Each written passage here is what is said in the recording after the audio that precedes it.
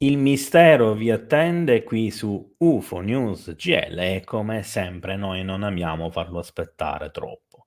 E di misteri si parla in questa serata insieme all'amico e collega ricercatore Roberto Lombardini, che ormai conoscete, che è uno dei personaggi più assidui all'interno del salotto dei misteri e con cui spaziamo sui tanti argomenti.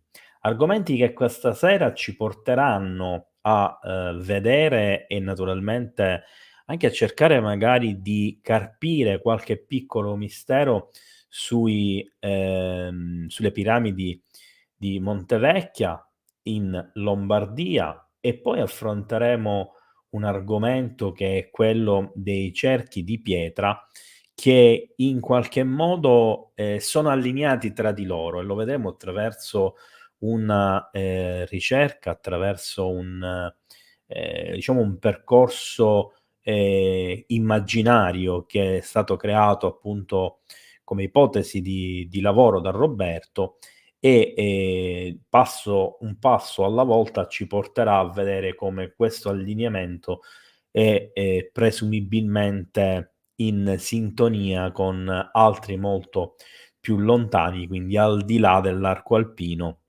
eccetera, eccetera. Quindi avviamo questa nuova puntata all'insegna del mistero del salotto dei misteri e ci vediamo con Roberto tra 8 secondi.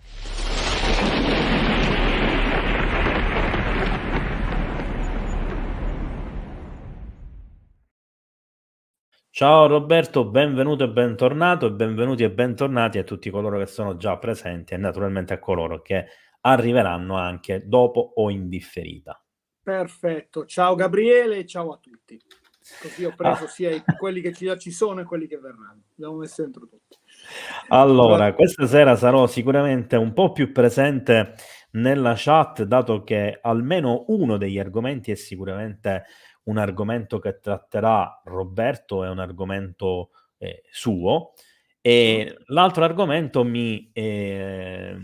diciamo mi coinvolgerà in qualità di persona che insieme a Roberto, ad Andrea Dalbon, al presidente e alla segretaria della Federazione Ufologica Italiana, quindi a Danilo Ios e a Stefania, praticamente ci, catapulterà in un viaggio sul campo all'insegna della ricerca, all'insegna, di esami, possiamo dire, utilizzando della strumentazione in loco alla ricerca di acqua ed energia proprio sulle piramidi di Montevecchia. Ma andiamo un passo alla volta, Roberto. Bravo. Naturalmente Stasera facciamo vedere proprio il dietro le quinte, la ricerca in diretta. Mettiamo proprio come...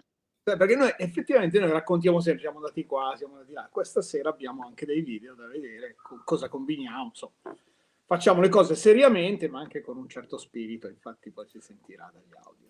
io mentre parlavo e ti Dimmi stavo pure. dicendo avviamo non so come, la mia tastiera stava scrivendo un messaggio autonomamente.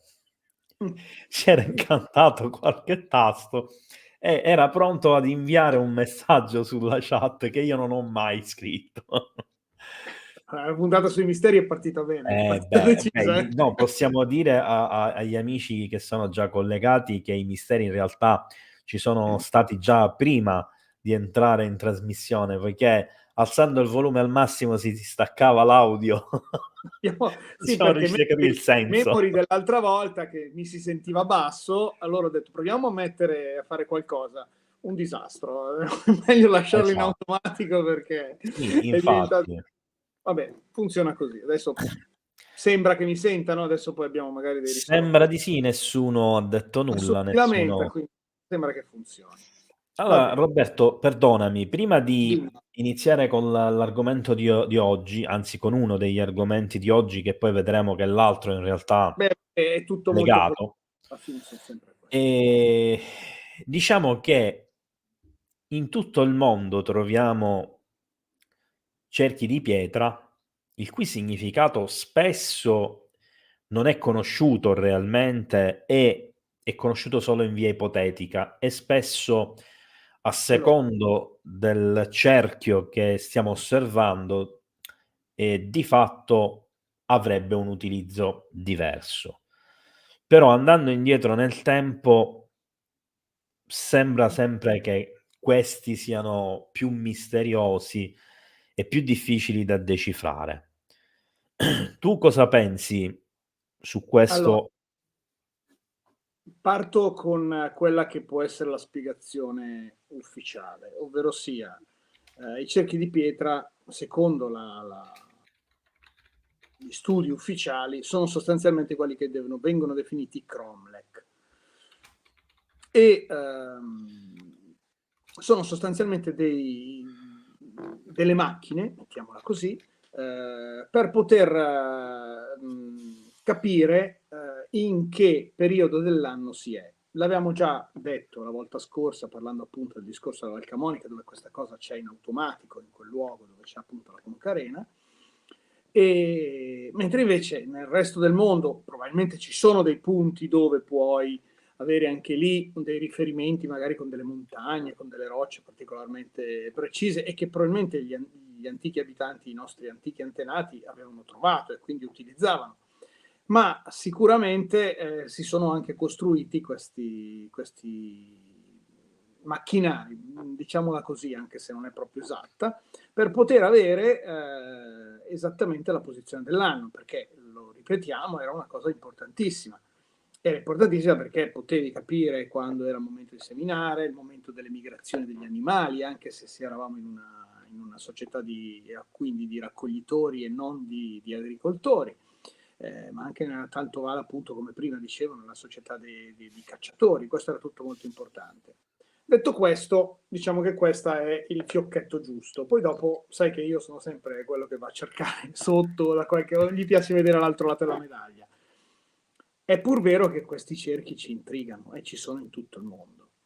Pensiamo a quelli già che hanno una realizzazione tecnica, perché un conto sono dei cerchi fatti con delle pietre di misure normali che possono essere spostate. Oddio, già bisogna essere capaci comunque di metterle, ci vuole una certa tecnica anche per metterle. E già qui potremmo entrare, non so se ho mai parlato della macchina di Uriel. No, No. non mi pare. La macchina di Uriel è quella che è stata ipotizzata essere alla base della creazione dei cromlech. È una tecnica, adesso non sto a spiegarvela, se no diventiamo matti, ma fondamentalmente vengono, teoricamente puoi crearli tutti così. Si tratta di piantare proprio un bastone in una posizione, probabilmente su una posizione dove il sole puoi vederlo a 360 gradi, non in una posizione magari infossata dentro una valle o attaccata troppo alla montagna. Insomma, bisogna trovare una posizione in cui il cielo è molto aperto e diciamo che puoi vedere il sole 360 giorni l'anno, questo è importante. E dopodiché con questa partenza nel centro tu cominci a fare un traguardo e per tutto un anno tu cominci a piantare intorno questi bastoni secondo un criterio che è piuttosto complicato ed è stato anche qui la scienza ufficiale non è del tutto sicura di come si faccia. Hanno detto che facevano dei traguardi, dopodiché però è un po' come si potrebbe dire, fallace questa spiegazione perché ammettiamo che ci fosse stato un periodo di brutto tempo a lungo con le nubi, non si poteva vedere bene l'ombra e quindi cosa facevano? Rimandavano all'anno dopo per riuscire a rimettere quel pezzo di cromlech. In realtà probabilmente avevano una tecnica più importante che permetteva non solo di recuperare i giorni che magari c'era stato nuvolo, ma anche di poter sistemare le cose. E questa è legata a un concetto di pendolo e di lunghezza di questo pendolo, che guarda caso dovrebbe essere proprio la famosa iarda megalitica che tanto ci ha, come si potrebbe dire, affascinato quando cominciamo a guardare tutti questi monumenti. E questa è una cosa notevole, perché questa unità di misura è comune dall'India fino alle isole inglesi, all'Irlanda, eccetera. Come sia possibile che si sia diffusa per così in un territorio così vasto senza avere un supporto probabilmente di una popolazione o di una cultura, ad oggi è ancora un mistero, tant'è che qualcuno dice che in realtà la iarda megalitica non esiste, però poi dopo se si vanno a fare i conti sui sulle strutture, e poi dopo anche le strutture più recenti, perché poi abbiamo questa cosa si riverbera anche come unità di misura o come multiplo, sottomultiplo di antiche unità di misura egiziane, greche, per arrivare poi anche a quelle romane. Per cui cosa servissero? Abbiamo quest'idea che probabilmente erano dei traguardi stellari. Come venissero realizzati già è un problema, dopodiché ce ne sono talmente tanti e talmente alcuni di dimensioni così incredibili. Cioè pensiamo, vabbè, noi tutti abbiamo in mente Stonehenge, e già è un problema tecnico realizzare Stonehenge, ma pensiamo a uno, qui invito i nostri amici che ci ascoltano ad andare a vedere Arkaim, è in Russia, nella Bassa Siberia. È una costruzione enorme, si vede proprio da sopra questo cerchio grandissimo, ne hanno scavato una fettina ed è fatto con dei megaliti pazzeschi. Non abbiamo idea chi l'abbia fatto, quando sia stato fatto, meglio stanno cominciando a dire più o meno, però è anche lì, è in una zona dove non pensavamo ci potesse essere una civiltà in grado di realizzare una cosa del genere, e quindi va bene, va avanti con tutto quello che ne consegue. Come potete vedere, a me i cerchi di pietra mi hanno sempre affascinato, cioè una cosa che l'antichità e poi dopo, vabbè, c'è tutto il significato del cerchio. Ah, tra parentesi, anche qua, utilizzando quella tecnica che vi ho detto, non è proprio vero che realizziamo dei cerchi. In realtà quasi sempre realizziamo delle forme ovoidali. In alcuni punti della Terra però si riesce a realizzare un cerchio. Perfetto. Guarda caso, perché è una questione di latitudine, capito? Ah, ok. Ci sono delle posizioni della Terra proprio, come si dice, è una questione di paralleli, non di meridiani. Certo, è Sopra bizzarro. e sotto l'equatore ci sono dei paralleli dove i cerchi vengono tondi, e in tutte le altre posizioni questi cerchi vengono un po' ovali. Ma in effetti noi l'abbiamo riscontrato, gli antichi lo facevano questa cosa. Guarda caso, sul parallelo di Stonehenge i cerchi vengono tondi. Lo stesso parallelo dove i cerchi vengono tondi, qualcuno ci ha messo la punta della piramide, la grande piramide d'Egitto. Quindi, a caso? Sarà a caso. Dopodiché, anche qui, parlando di allineamenti, se noi tiriamo una riga tra... È vero che poi dopo ci sono degli spasamenti, non è che sia proprio perfetta, però grosso modo, quando stiamo parlando di una riga che fa il giro della Terra, per esempio, e passa a Città del Messico, passa in una città che non mi ricordo più, nello Yucatan, perché poi lo Yucatan si porta un po' verso nord, passa sulle piramidi e poi passa ancora nelle piramidi in Cina, piramidi d'Egitto. Insomma, è abbastanza interessante pensare che sono state messe tutte in questa linea. Vabbè, dopo ci ragioneremo su questa cosa delle linee, e è un argomento che mi ha sempre affascinato e che ho studiato a lungo, diciamo, come concetto. Io Roberto, vorrei...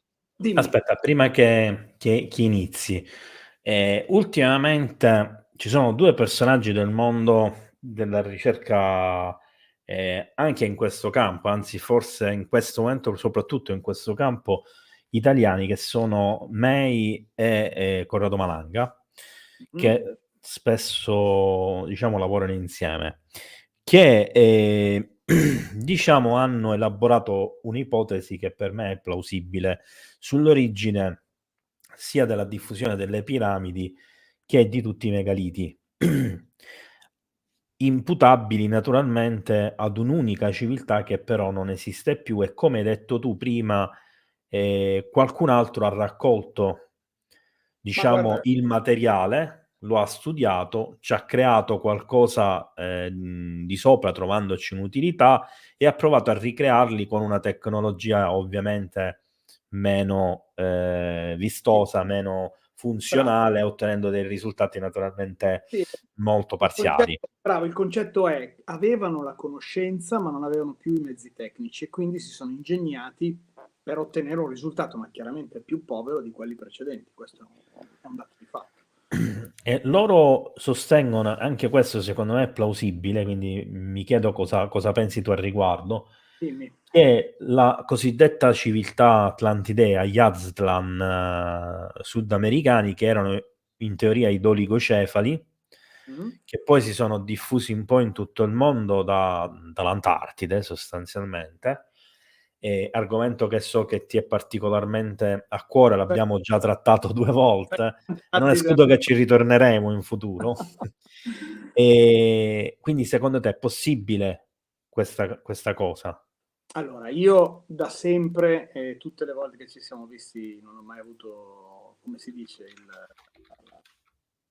non sono mai stato zitto, cioè io sono convinto, sono sicuro che noi ci siamo persi qualcosa nella storia. E in particolare, io sono, per amor di Dio, sono sicuro, ma è la mia idea, non è che voglio metto le mani avanti in questo senso, è un'opinione che mi sono fatto con gli studi di anni, che questa civiltà era anche estremamente sviluppata. Dopodiché, se questi avessero le bombe atomiche e volavano con dei razzi, non te lo so dire. Però quello che si può vedere dalle loro costruzioni è che avessero delle grandi conoscenze. Probabilmente io reputo che la tecnologia di cui erano dotati era una tecnologia diversa dalla nostra. E questo mi viene da pensare perché avevano una capacità di utilizzo e di lavorazione della pietra superba.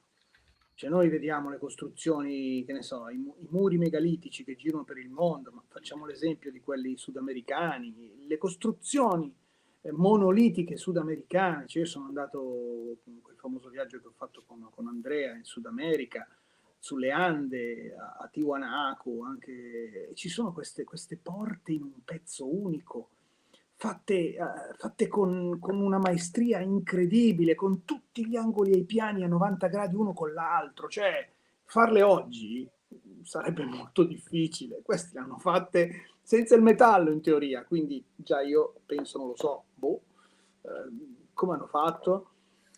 È probabile che secondo me avessero un tipo di tecnologia diverso dal nostro. Il nostro è indubbio che la nostra civiltà sia legata al metallo, e lo è il fatto stesso che abbiamo dato i nomi delle epoche a seconda dei metalli che possedevamo, cioè l'età della pietra, poi abbiamo l'età del rame, poi abbiamo il bronzo, poi il ferro, e poi dopo arrivano nella storia moderna. Ma noi abbiamo nominato con i metalli che utilizzavamo.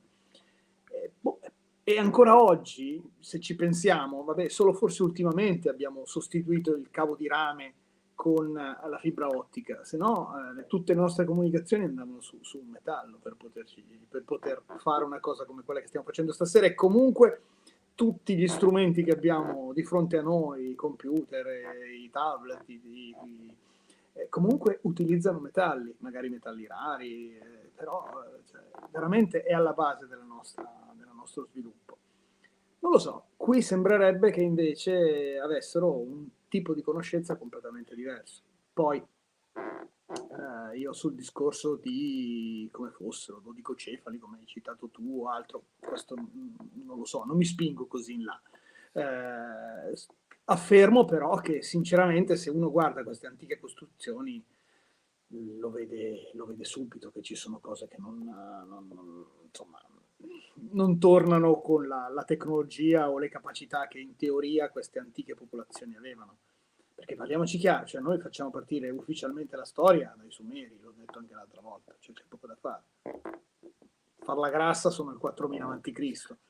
Prima sì, abbiamo delle civiltà che però non ci capacitiamo. Pensate ad esempio adesso tutto il guaio che sta succedendo con Göbekli Tepe in Turchia, dove ci sono questi enormi monoliti, dove abbiamo dei monoliti dove ci sono rappresentate delle costellazioni, e quindi questi non solo mettevano in posa delle costruzioni notevoli, ma osservavano anche il cielo e l'avevano anche capito in un certo modo.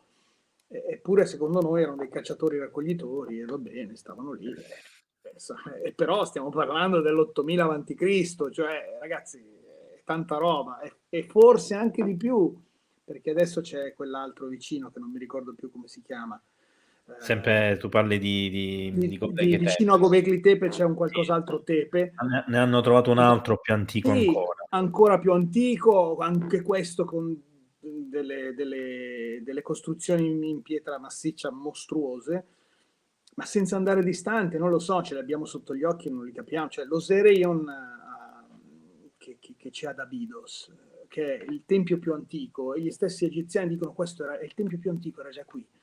Non c'è scritto nulla se non il fiore della vita in due parti, dietro un angolo. Non c'è un'iscrizione egiziana, non c'è nulla. Se guardiamo quei muri, sembrano muri del Sud America, eppure è lì. È lì e noi lo facciamo risalire all'antichità degli egiziani, quando gli egiziani stessi hanno scritto quello è il luogo sacro da dove è partita la sacralità di Abydos. Mi verrebbe da dire che ce ne sono anche altre ricostruzioni, però dopo divento troppo pesante, tipo le piramidi, le 3 piramidi di Giza, dove non c'è scritto neanche niente neanche in quelle, vabbè, ok. Hai letto notizia proprio di questi giorni di Göbekli Tepe, però non ho approfondito. No, in questi Sembra giorni che siano riusciti a decifrare una sorta di alfabeto da una delle colonne. se questo fosse sarebbe fantastico. Cioè, vuol dire E, ci sono anche delle immagini, perché ah, c'è una incisione circolare intorno ad una pietra, dove ci sono tra l'altro dei simboli, se non ricordo male, alternati e ripetuti, ah, e quindi è un alfabeto basato su simboli, non su lettere, un po' beh, come però, i geroglifici, beh, eccetera.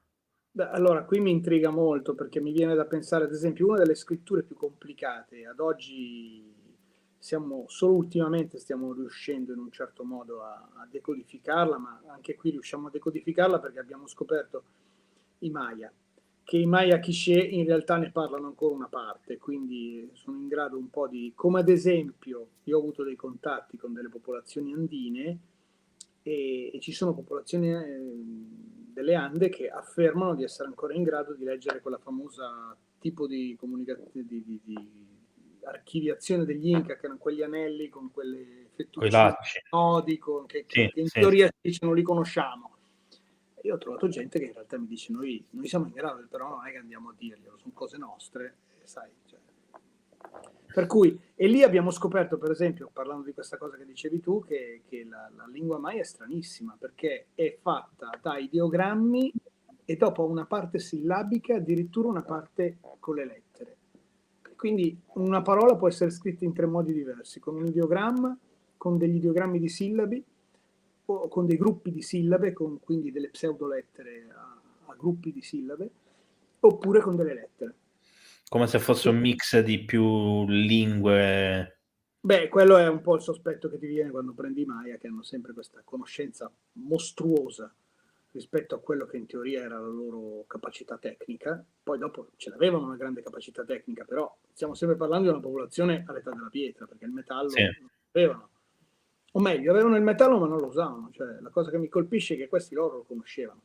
E c'avevano No? pure il mercurio, tra l'altro. Sì, ma poi vabbè, dopo ce ne sono altre, tipo c'erano quelli di Tiwanaku che erano ancora prima, avevano la micca, che non capiamo perché l'avevano, ma l'avevano messa dentro le piramidi, c'è uno strato di micca incredibile. E credo che Vabbè, sia legata comunque al discorso del mercurio. sì, sì, sì, sì, sì. Beh, lì c'è tutta quell'enorme grotta che hanno trovato sotto quella che chiamano la piramide del dragone, no? Dove Sì. addirittura fosse una sorta di mare di mercurio, qualcosa di simile. Anche lì trovare tutto sto mercurio e metterlo lì, cioè, vabbè, diventa complicato, eh. Che c'erano Però, quelle sperule che, se bravo, non c'è tutta erro, quella zona di Pirite dove sembra che abbiano ricostruito una specie di cielo stellato sotto la volta. Insomma, lì stanno studiandolo ancora tutta questa. è bella anche da vedere, se non ricordo No, male, no, è come molto, molto intrigante. Per cui, vabbè, insomma, e trovare queste cose che si riflettono dall'altra parte del mondo, perché insomma la Turchia è in un altro continente rispetto all'America, è intrigante. Per cui no, questa cosa non la sapevo però ma è dell'alfabeto. proprio fresca come notizia, credo abbia 1 o 2 giorni. Beh, vado a cercarmela perché parliamoci chiaro, cioè se abbiamo un alfabeto e abbiamo delle scritture, dobbiamo retrodatare l'inizio della storia, ma di tanto però, Eh sì, eh sì. ma di tanto tanto, quindi E E quindi poi prima di proseguire, ti volevo chiedere un'altra cosa che riguarda, secondo me c'è una similitudine tra le costruzioni appunto templari, di Göbekli Tepe e limitrofe che stanno scoprendo, anche se più antiche di 3000 anni rispetto a quelle di Malta, sì, e quelle di Malta, dove c'è stata sì, un'evoluzione simile, cioè ogni tot di tempo, tipo ogni 500 anni per dire, ogni 300 anni, ogni 1000 anni si costruiva un tempio nuovo, più grande, più profondo, eccetera. sì, sì, beh, lì primo c'è tutta la parte dell'ipogeo di Malta che è pazzesca e in effetti per certi versi assomiglia molto. Queste costruzioni circolari, anche nell'ipogeo, con tutte le nicchie, tra parentesi con una capacità sonora pazzesca, quel posto lì, non so se mi è capitato di visitarlo, è impressionante l'effetto sonoro lì sotto. Anche qui effetto sonoro che mi ha colpito il fatto che l'avessero studiato e avevano questa sorta di buchi in alcune pareti in modo che la voce che usciva da una stanza all'altra venisse amplificata. Questa stessa cosa l'ho vista in Bolivia, a Tiwanaku, dove ci sono queste pietre che anche qua sono delle sorte di, immaginiamoci un cubo, via, più o meno, con un buco conico, non solo conico, all'interno del cono è stata fatta anche una specie di spirale che gira intorno all'uscita del cono e l'effetto è che se io parlo da una parte viene amplificata la voce nell'altra. E questi erano messi in posa, sembrerebbe in un tempio, in modo che dall'interno la voce veniva diffusa all'esterno. Ed è, insomma, Diciamo quindi come gli altoparlanti oggi per le funzioni all'esterno di una chiesa. bravo, però capisci anche tu che una cosa del genere ti lascia abbastanza sbigottito Beh, pensare al livello che noi attribuiamo a queste popolazioni. In realtà, appunto, cioè, ci vogliono delle conoscenze di audio, delle conoscenze proprio tecniche di un certo livello, per cui, vabbè, in giro per il mondo ce ne sono tante. E comunque sì, in effetti le costruzioni di Göbekli Tepe, secondo me, sono circolari e quindi chiaramente sono molto simili a quelle dei templi maltesi. Tra parentesi, a Malta sai che c'è anche tutto il problema delle famose rotaie, sì. che anche qui, insomma, ci sono delle spiegazioni ufficiali, perdonatemi, che a me veramente fanno venire l'orticaria. Quella dei carri. Quella dei carri. Ma è possibile che qui c'erano i carri e continuavano ad andare lì e questi alla fine le ruote dei carri hanno scavato la roccia perché la roccia era morbida. Va bene, ma secondo voi, ma perché allora le strade romane dovrebbero avere dentro dei solchi pazzeschi? Scusatemi, ma come si fa a dire una cosa del genere? Ma vabbè, tra parentesi, poi quelle rotaie finiscono in mare e vanno avanti. Allora, siccome probabilmente non erano dei sub, No, non quelle direi. rotaie sono state fatte in un'epoca in cui il mare era più basso e qui torniamo di nuovo a buttare acqua al mio mulino che dico prima dell'era glaciale o durante l'era glaciale c'era qualche civiltà, cosa che noi non consideriamo. Ed è una cosa importante pensarla perché in quel momento il mare era più basso mediamente sul mondo, essendo i ghiacci concentrati ai poli e quindi essendoci molta più acqua, molta meno acqua nei mari e molta più acqua ghiacciata ai poli, era più basso di 150 metri. È tanta roba, ragazzi. Sì, infatti dico, La Sicilia si attacca al continente e anche Malta si attacca sì, l'Adriatico sparisce praticamente. sì, infatti non esisteva praticamente, c'era solo un golfo ampio, diciamo. Sì, ma anche in altre adesso qui in Italia, ma che ne so, metà del Golfo Persico se ne va e riappaiono i famosi fiumi che dovrebbero essere i fiumi descritti nella Bibbia nel paradiso terrestre, che adesso sarebbe sott'acqua. Vabbè. Allora, c'è una domanda prima Abbiamo già di divagato, iniziare che è semplice, semplice e diretta, almeno la mia di risposta è diretta. Siete Vai. mai stati a Monte a Coddi in Sardegna? No, io No. no. Ma Quindi no, non, aspetta, e dove c'è la Ziggurat? Sai che non mi non viene. lo so. Io la Ziggurat sono andato a vederlo, però non mi ricordo più il posto. quella è un gran bel posto in Sardegna. Aspettiamo che magari Andrea ci E scrive ci con risponde questa cosa. dettaglio esatto. Allora Roberto, iniziamo con Perfetto, iniziamo con i nostri supporti fotografici, mettiamola così. Allora, questo non è niente di che un supporto preso da Google, tale quale, e questo è uno dei posti che mi ha più intrigato perché, come vi ho raccontato l'altra volta, no? Ho questa passione per le cose antiche, ma poi anche cose che si legano alle tradizioni popolari. Ora, questo che ho evidenziato facendo un cerchiolino più in giallo, è quello che la tradizione popolare in dialetto bresciano chiama il cercol, che essendo il dialetto bresciano e bergamasco, anche se non si vogliono bene, però le origini sono uguali, di origine longobarda, e i Longobardi era una popolazione germanica, quindi sassone. da cui discendiamo sia io che tu, perché Lombardo e Lombardini discendono Sì, dai tu Longobardi. sei bravo, noi con i romani c'entriamo poco, questo è un dato di fatto.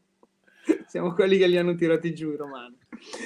E appunto circle viene circle, facilissimo in inglese, che appunto è di origine sassone quella parola, ed è il cerchio. È il circle di Nuvolera, perché si trova appunto nel comune di Nuvolera, che è un posto sulla provincia di Brescia, nella parte di Brescia che guarda verso il lago di Garda. Diciamo che qui questa montagna è una delle ultimi contrafforti, dopodiché si scende, c'è qualche collina e dopo abbiamo il lago di Garda, più o meno all'altezza di Salò, forse un po' più giù anche di Salò, insomma, quella zona tra Salò e Desenzano, insomma, questa è la zona. Particolarmente interessante quel posizionamento di questo cerchio, perché, e qui cominciamo con gli allineamenti, cominciamo a dirli un po' così perché poi dopo di queste cose ne parleremo ampiamente. Se noi tracciamo una linea che unisce le piramidi di Giza a Stonehenge, passiamo naturalmente anche in Italia e passiamo a più o meno, sì, beh, poi puoi farlo vedere, quello è la ricostruzione di quello che doveva essere il circle quando era diciamo in uso, dopodiché ci sono molte discussioni. È praticamente un enorme cerchio di pietra, se vai avanti si vede com'è fatto adesso. Queste sono foto che ho fatto io in diretta, ed è un'enorme massicciata di pietra che fa proprio il giro in sopra la cima di questa montagna, che è il Monte Cavallo, che si trova, diciamo, sopra Nuvolera, è spostato a sud-ovest, perdonatemi, rispetto a Nuvolera, che si trova appunto sotto, ed ha comunque una valenza perché ha degli allineamenti stellari, ha tutta una serie di cose.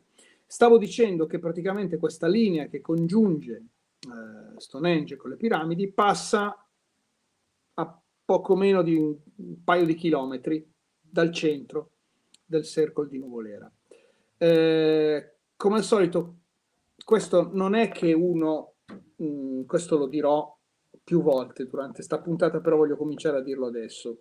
Cioè, quando noi troviamo questi allineamenti, non è che dobbiamo pensare che abbiano voluto mettere in linea questi monumenti o questi luoghi, è che probabilmente questi luoghi sono stati realizzati seguendo dei concetti astronomici e quindi automaticamente si sono allineati sulla superficie terrestre. Quello che a me colpisce è che delle popolazioni primitive scegliessero e poi realizzassero i loro luoghi sacri o comunque dei luoghi importanti per quello che era la loro civiltà, considerando degli allineamenti stellari. E questo secondo me è A, segno di grandissima conoscenza, B, è una cosa che li rende particolarmente interessanti.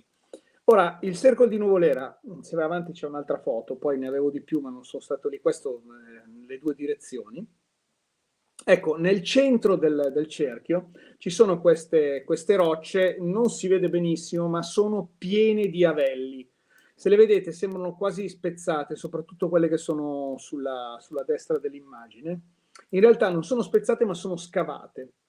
Gli avelli o le coppelle sacrificali sono tipiche delle civiltà appunto neolitiche, ma poi anche quelle successive, in cui questi altari che venivano utilizzati per probabilmente sacrifici o altri riti avevano delle nicchie che venivano proprio scavate dal vivo nella pietra, dopodiché alcuni avevano dei canalini che andavano magari a far scendere, pensate all'eventualità di un sacrificio, dove il sangue veniva fatto colare all'interno di questa contenitore, che però era sull'altare, era scavato dentro la pietra dell'altare, e dopodiché quando veniva riempito, probabilmente il sangue del sacrificio colava verso un'altra coppella, magari quante coppelle riusciva a riempire poteva essere significativo per qualcosa. Insomma, queste erano quello che abbiamo ipotizzato essere l'utilizzo di queste coppelle o avelli sacrificali.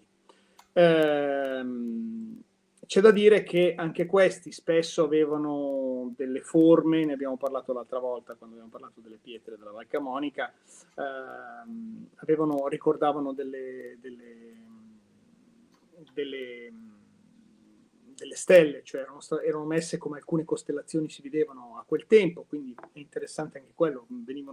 C'era questa idea un po' come ancora oggi si dice in alcune preghiere, no? Come in cielo così in terra, no? E questa era un'idea, cioè l'idea di riportare sulla terra quello che vedevano nel cielo, e questo è fatto in tantissimi modi. Pensiamo, che ne so, viene in mente alle piramidi che hanno la cintura di Orione, che insomma adesso è ampiamente discussa come teoria, ma in tempi anche molto più recenti. Pochi lo sanno, per esempio, che Chartres, la cattedrale di Chartres, è al centro di una serie di cattedrali che sono poste sul territorio francese come la costellazione della Vergine, e la Vergine in questo caso viene dedicata a Maria. Infatti Chartres è una cattedrale ed è la stella principale, viene rappresentata la cattedrale di Chartres, che appunto è dedicata a Maria.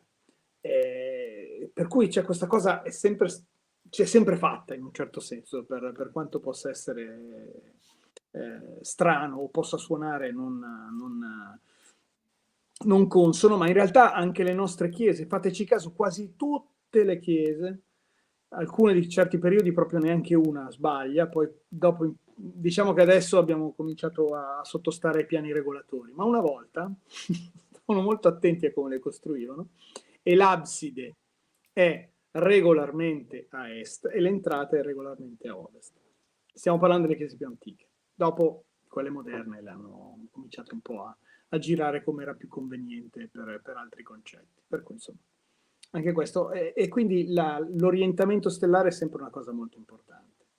Per cui mi è capitato appunto di andare lì, e quello che poi dopo è, diciamo, il corollario di questa storia del Cercle di Nuvolera, e che poi chiaramente il luogo è rimasto, è probabile che come tutti gli altri luoghi sacri, come ho parlato l'altra volta, sia stato utilizzato anche in epoche successive, finché a un certo punto questa cosa ha dato fastidio a alcune organizzazioni, nella fattispecie la Chiesa, e quindi tacchete, il Cercle è diventato un luogo maligno e cattivo.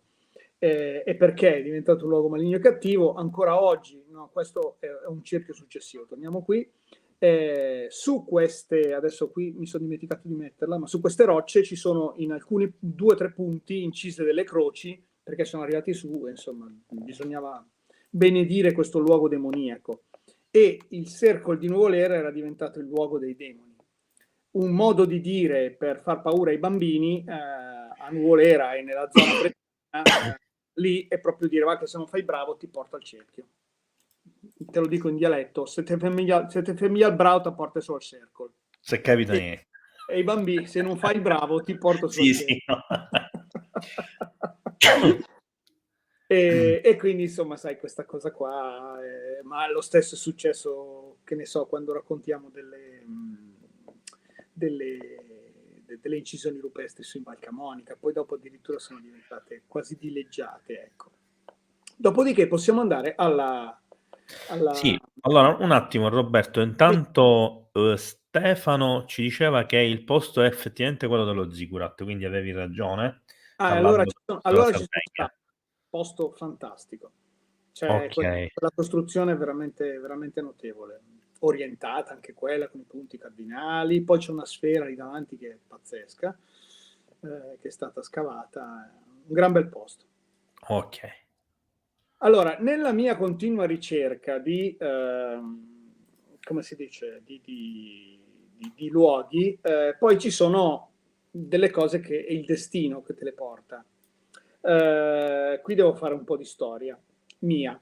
Allora, se al Circle di Nuvolera ci sono arrivato attraverso la curiosità, attraverso insomma la ricerca, e poi vabbè, non è che l'ho scoperto io, c'era, esisteva, veniva raccontato, era un posto un po' misterioso, non si sa bene, anche lì è ancora in atto la discussione di quando sia stato realizzato dall'uomo, qualcuno dice in età della pietra, qualcuno dice in età posteriore, è piuttosto difficile. Sicuramente è stato utilizzato per molti anni.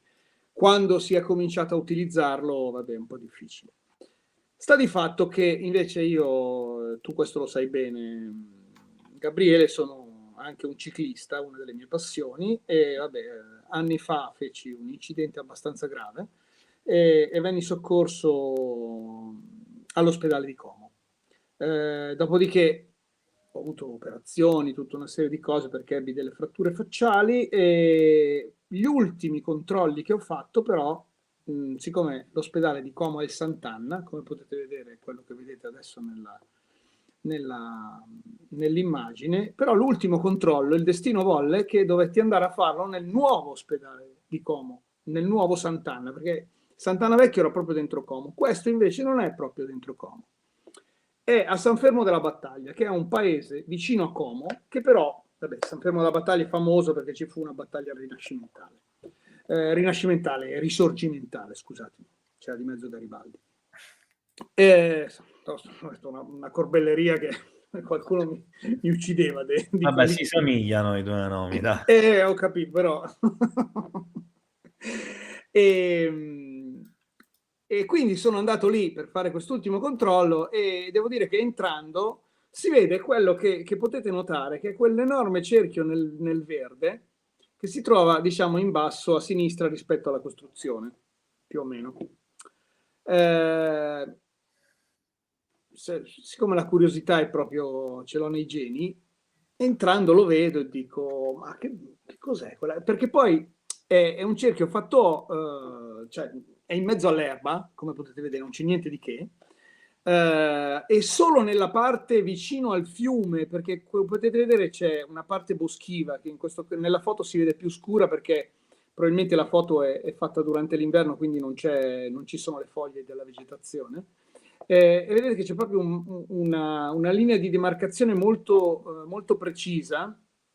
Tra parentesi, l'alveo di questo torrente è stato notevolmente modificato perché vedete che sopra gli hanno fatto una specie di serie di ondine, una dietro l'altra, ed è stato fatto così per evitare, per bloccare le onde di piena, no? C'è proprio una tecnica che fa questa cosa. E praticamente nella zona vicina al torrente ci sono queste pietre che spuntano e in altri punti ce n'è qualcuna e altre probabilmente sono andate perse. Io guardo e dico, ma che cos'è? Una costruzione, qualcosa? E mi ricordo che c'era questo usciere lì di fianco, ma no, è una cosa per gli elicotteri. Una cosa per gli elicotteri, ma possibile? Vabbè, me la condisco così. Poi, siccome torno fuori e sono cocciuto, vado lì, mi informo un attimino e mi fanno: no, no, no, ma è un'antica costruzione, vai a leggere, c'è qualcosa. E allora non è accessibile, cioè è tagliato fuori, è lì, in un giardino dove non ci si può andare, almeno fino a quando ci sono andato io, magari adesso, sfortunatamente, magari l'hanno aperto. Dopodiché è stato miracolosamente salvato perché l'ospedale doveva finirci sopra. Per grazia di Dio, questo bisogna dirlo, quando è stato trovato ci si è resi conto di essere di fronte a un manufatto di molti migliaia di anni fa, non completamente conservato, però comunque un manufatto importante, e quindi hanno spostato l'ospedale. C'era spazio, qui sono in mezzo ai boschi, hanno potuto farlo e l'hanno fatto. Meno male che l'hanno fatto. Dopodiché hanno spostato l'ospedale, però il cerchio lo guardi da lontano e non è che sia bellissimo, però vabbè, insomma, diciamo, accontentiamoci, diciamo che va bene così. E quindi diciamo che sono venuto a conoscenza di questo altro cerchio, che così mi ha intrigato, devo dire la verità, e dopodiché non è che ci ho potuto ragionare più di tanto, ho potuto fare più di tanto. Diciamo che la cosa chiaramente mi ha toccato delle corde, però voglio dire, anche la tipologia, questo è fatto con delle rocce infisse, dei monoliti, anche se non molto grandi, e probabilmente quindi è un grande cromlech, mentre il cerco di Nuvolera è fatto con questa massa enorme di piccole pietre, e probabilmente i traguardi venivano fatti all'interno con dei bastoni, con degli gnomoni, con delle tecniche diciamo diverse. Per cui non è che abbiano molto a che spartire uno con l'altro, però vado avanti a raccontarvi la vicenda, e qualche tempo dopo, durante una cena con degli amici, mi capita di parlare di questi argomenti, cominciamo a parlarne del più e del meno. Il caso ha voluto che a questa cena ci fosse un conoscente di questi amici che avevano organizzato la cena, che io però non conoscevo, e questo ragazzo era un geometra, e questo ragazzo mi dice: ma sai che io ho lavorato alla costruzione di un centro commerciale qui in Brianza, e anche noi ne abbiamo trovato uno. Come ne avete trovato uno? Sì, ne abbiamo trovato uno. Se vai a cercare su internet ci sono anche tutte le indicazioni.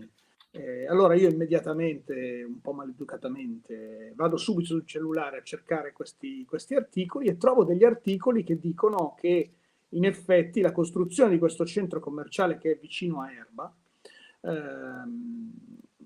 è stata interrotta per un certo periodo perché è stato trovato un cimitero paleolitico, e quindi sono intervenute le belle arti, hanno prelevato i manufatti che sono stati trovati, sono stati portati in un museo, e dopodiché la costruzione è ricominciata. Gli dico: vabbè, ma qui parlano di insomma, non contento, no? Gli dico a questo ragazzo: ma però qui parlano di un cimitero preistorico, non parlano di un cerchio di pietra. E in effetti il cerchio di pietra l'abbiamo trovato dopo. Come? E sì, cioè, continuando gli scavi c'era un cerchio di pietra, però a quel punto si è deciso, siccome se l'avessero tirato fuori lì non ci stava proprio il centro commerciale, di non scavarlo e di lasciarlo tecnicamente sotto il parcheggio.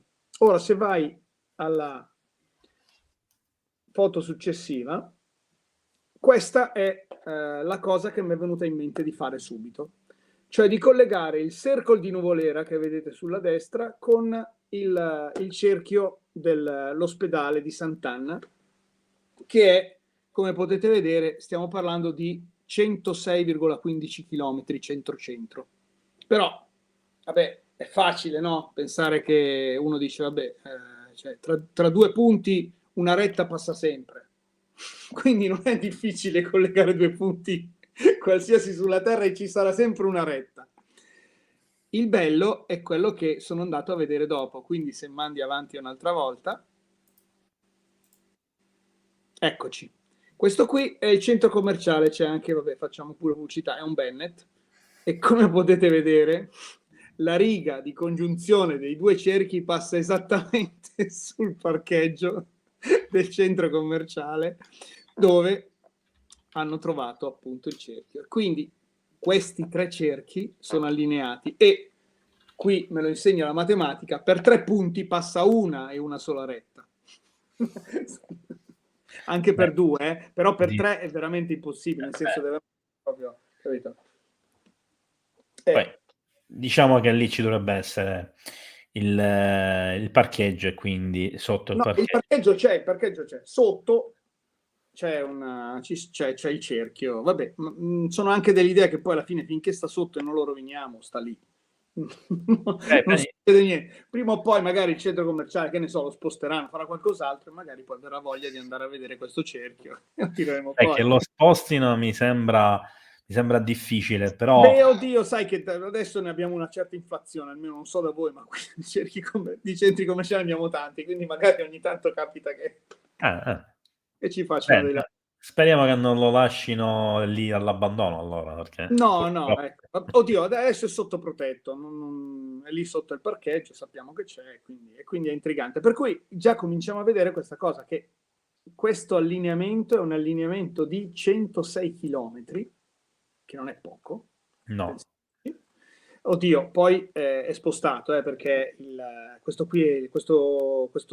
centro commerciale si trova ad Anzano del Parco, si chiama, il comune è quello, ed è più vicino a Como, infatti è nella zona di Erba, mentre l'altro è molto più distante, però effettivamente queste 3 costruzioni sono allineate. Da qui veramente a me è partita una scimmia pazzesca su questa cosa, perché ho detto, ragazzi, è davvero notevole. E inizialmente ti viene subito da pensare quello che dicevo prima, cioè l'idea che adesso, poi dopo, tenete conto che io ho fatto un cerchio molto grande, dopo in realtà, non lo so, probabilmente sarà più piccolo il cerchio di pietra, non credo che abbiano fatto un cerchio di questa dimensione, perché se guardate la rotonda è una bella rotonda grossa e la vedete là subito fuori dal cerchio, vabbè, insomma.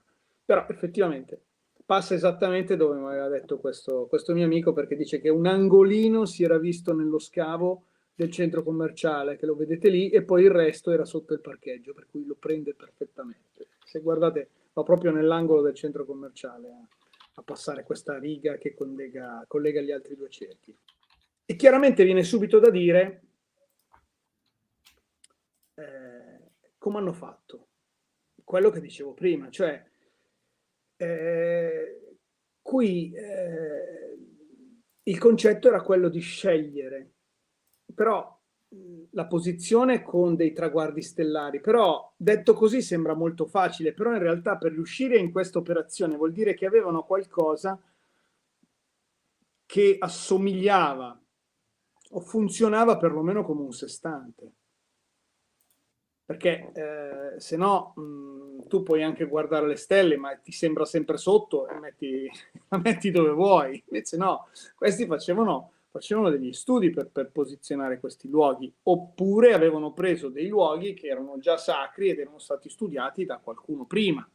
Possiamo anche ipotizzare questa cosa qui. Quindi ritorniamo al discorso delle origini, vedi? Cioè, allora, o avevano conoscenze che gli erano rimaste, o hanno utilizzato dei luoghi che erano già stati scelti da qualcuno prima. In ogni caso In entrambi i casi c'è qualcosa che precedenti. dobbiamo aggiungere nella storia, capisci come concetto, ed è estremamente intrigante. Ma ci sono numerose linee che sono, ad esempio, una famosissima, è venuta in mente in questo momento, è la linea di San Michele, non so se ce l'avete presente, che è questa linea che collega 7 monasteri, 7 luoghi sacri, tutti dedicati a San Michele, che va da Israele fino su in Irlanda. E ne abbiamo 2 in Italia, siamo anche fortunati, perché abbiamo la Sacra di San Michele vicino a Torino, all'imbocco della Val di Susa, e poi abbiamo il monastero di San Michele Arcangelo nel Gargano. E sono in mezzo, perché poi abbiamo Mont Saint-Michel, famosissimo, in Francia, e poi abbiamo un'isola in Inghilterra, e dopodiché abbiamo un'altra isoletta in Irlanda. Dall'altra parte abbiamo invece un monastero in Grecia, uno a Cipro, e dopodiché ce l'abbiamo in Israele, sul Monte Carmelo. E anche qui dici, oddio, poi l'allineamento non è esattamente perfetto, torno a dirlo. Anche qui probabilmente non è che sono proprio da centro a centro perfetti questi cerchi, però stiamo parlando di 100 chilometri, cioè stiamo parlando di gente che andava a letto con le galline, cioè io lo dico sempre, eppure cos'è? Avranno sbagliato di qualche metro ad allinearli? Insomma, io comincerei, cioè voglio dire, 100 chilometri sbagliati di qualche metro, che cosa è? Ma anche con l'ausilio di un elicottero possono sbagliare di qualche. Bravo, ma adesso se ci mettiamo coi laser probabilmente facciamo danni superiori. Quindi... Beh, dipende anche dai laser. Sì, per cui voglio dire, per cui sai, cioè stiamo proprio parlando, e probabilmente anche qui sono tutti luoghi sacri antichi, dopodiché a un certo punto sono stati dedicati a San Michele, quelli che stiamo parlando, di cui abbiamo una memoria, perché in un certo modo si è continuato a utilizzarli e quindi le religioni successive hanno assorbito questi luoghi sacri e li hanno continuati a utilizzare. Qui invece probabilmente stiamo parlando di luoghi sacri che sono andati perduti, che non sono stati, non hanno avuto continuità, diciamo, sta di fatto che qui dopo entriamo anche in un'altra dimensione. Spesso questi luoghi sacri, e qui però mi sa che vieni avanti pure tu, Gabriele, hanno una valenza energetica e quindi c'è anche un concetto di energie geologiche che esistono su certe direttive del nostro pianeta. E anche qui a quel punto ti viene da dire, ma allora hanno guardato le stelle? E può essere, perché noi per esempio in Egitto abbiamo trovato con 2 bastoni su cui proprio c'è scritto cosa li usavano a fare, li abbiamo trovati in epoca recente, però siccome poi su certi papiri abbiamo trovato scritto che queste cose le facevano i faraoni anche antichi, e praticamente veniva usato come un sestante per vedere la posizione giusta degli astri nel cielo proprio a livello astronomico, paragonabile a conoscenze astronomiche moderne e non antiche come avrebbero dovuto essere. Dopodiché continuo la mia storia. Qui ero già all'interno della Federazione Ufologica, se non che un ragazzo di Padova, siccome avevo fatto un articolo su questa storia di questo allineamento, infatti lo trovate ancora, penso, sul nostro sito della Federazione, ho detto, beh, questo qua ci segnala e dice, ma avete mai provato a vedere il Monte Rusta? E gli dico, Monte Rusta, non lo so dove sia. Mi metto in contatto con questo ragazzo e mi dice, sotto Padova nei Colli Euganei. Ed è questo che potete vedere, quindi appunto Padova, Colli Euganei è pieno di viti, come è normale che sia. Però questo colle in particolare non è usato, è boschivo. Ora, già di per sé la forma è abbastanza strana, come la vedi, però se andiamo avanti con le foto, eccolo qua. Se lo guardiamo bene, allora, nella foto del satellitare ho messo 2 righe e ho indicato il nord, okay. Però in quell'altra dove si vede come si potrebbe dire, le linee, la livellazione, bravo, le linee isometriche del livello della cosa, lo si capisce molto meglio. In realtà, lo vedete, è una piramide, perché ha proprio i 4 spigoli fatti bene. La cosa pazzesca però, o perlomeno molto particolare di questa piramide, è il fatto che abbia gli spigoli orientati verso i punti cardinali. Ed è una cosa che io trovo molto sui generis. Ci sono davvero molte poche piramidi nel mondo, anche qui Cioè abbiamo civiltà diverse, epoche diverse, momenti diversi, eppure chissà perché, cioè gli egiziani sono molto precedenti ai Maya, per fare un esempio di civiltà che hanno costruito le piramidi, e non c'entrano niente né uno né l'altro con i cinesi, però tutte e tre queste civiltà hanno costruito piramidi e gli è venuto in mente di farle a base quadrata e gli è ulteriormente venuto in mente di mettere i lati orientati secondo i punti cardinali in maniera anche molto precisa. Perché? Non ne abbiamo idea, però di fatto così è. Alcune, anche qui non sappiamo né il perché né il per come, poi probabilmente anche dei grossi studi su questa cosa non sono stati fatti, al posto di avere i lati hanno gli spigoli orientati sui punti cardinali. Ora, questa del Monte Rusta è uno di questi esempi. Ora, anche qui, che sia una piramide, diciamo, lo dico io, anche se insomma è abbastanza lì da vedere, però perché La se forma voi guardate, quadrangolare sì, c'è. se voi guardate la geologia della zona, ci sono monti da tutte le parti che hanno varie forme, e poi c'è questa cosa lì che spunta in mezzo senza nessun concetto geologico, cioè non è che gli gira intorno un fiume piuttosto che un'altra cosa, che la scavata in un certo modo, no, spunta così in mezzo agli altri colli, più alto degli altri colli in questo momento. Quindi è anche una costruzione di una dimensione notevole e tu dici, cioè, chi l'ha fatta? E soprattutto perché e con che mezzi? Perché anche qua fare una costruzione del genere è impressionante, cioè pensare che sia stata fatta da zero è mostruoso.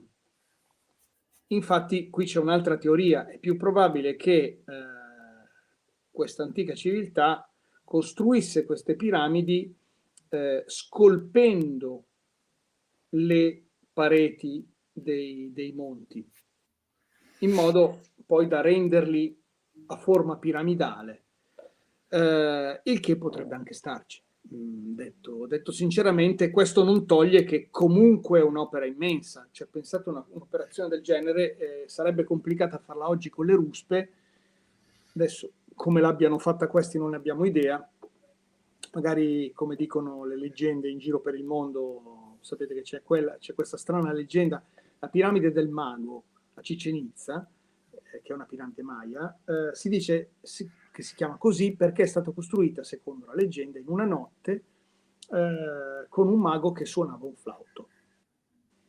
Ora, la stessa cosa esiste in una leggenda con cui è stata costruita la piramide di Cheope.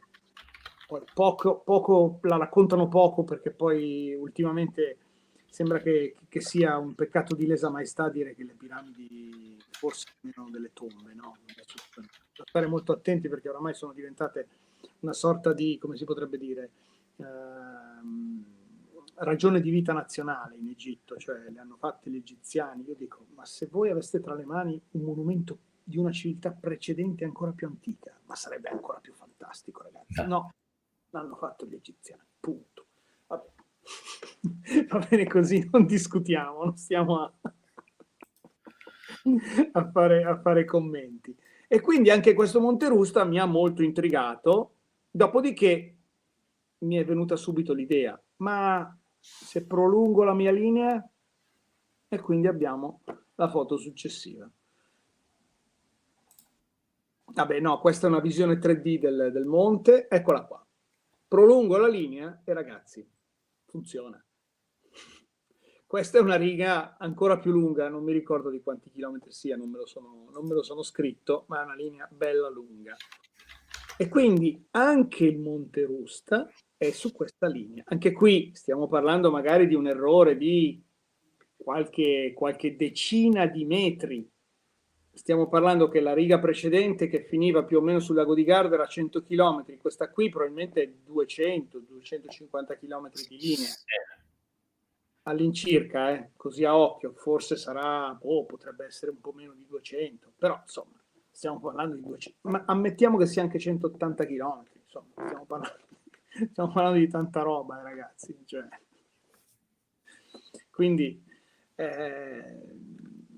perché sia così non ne abbiamo idea, però comincia già a avere tutta questa strana presenza di costruzioni estremamente antiche. Ora, se per i cerchi possiamo ipotizzare un'origine abbastanza recente, ora per il Monte Rusta, in realtà, dato che poi ha tutta una serie di, come dire,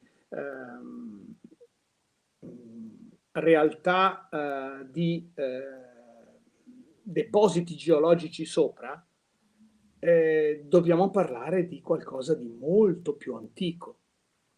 Cioè, perché se quella è veramente una piramide ed è stata fatta da una civiltà di cui ignoriamo completamente l'esistenza, è stata fatta in un'epoca ma talmente antica che probabilmente un archeologo non come me, uno serio, sviene a pensare, all'età di questa cosa. Cioè, stiamo parlando di una civiltà pre-glaciale, o perlomeno completamente in epoca glaciale. Oddio, probabilmente qui, siccome i ghiacci qui c'erano, è probabile che siano prima della glaciazione, ma qui stiamo andando indietro di una quantità di tempo che voi non avete idea, cioè decine di migliaia di anni. E quindi diventa davvero complicato pensare che in quel periodo ci fosse una civiltà. È intrigante, estremamente intrigante pensarlo, però diventa complicato. Ora, qui però No, facciamo scusami Roberto, ti fermo un secondo.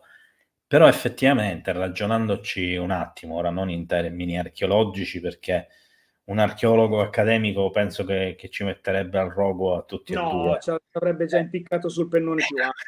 Però durante la glaciazione, anche con l'apice dell'espansione glaciale, gran parte della pianura padana era scoperta dai ghiacci e, Sì, come detto all'inizio, si estendeva praticamente per quasi tutto l'Adriatico, perché non esisteva l'Adriatico, era praticamente una lunghissima pianura, quindi che si sia bravo. sviluppata una civiltà lì, secondo me è Ma probabilissimo. può anche starci, se però tu pensi che il fronte dei ghiacci, adesso qui è una cosa che posso spiegare a quelli che hanno fatto magari qualche volta l'A4, per dare un'idea. C'è un casello che è un autogrill che è un po' prima dell'uscita di Roncadelle, verso Brescia, e in quel punto uno si trova i monti sia a nord, che sono le prime colline di Arbusco della Franciacorta, e i monti anche a sud, che sono quelli vicino a Cazzago San Martino. Ma in realtà i monti a sud sono una sorta di riga, sono tutti insieme, ed è fatto da materiale Depositario. depositato, ma è alto, credo, almeno un 150 metri sulla piana, forse anche qualcosa in più.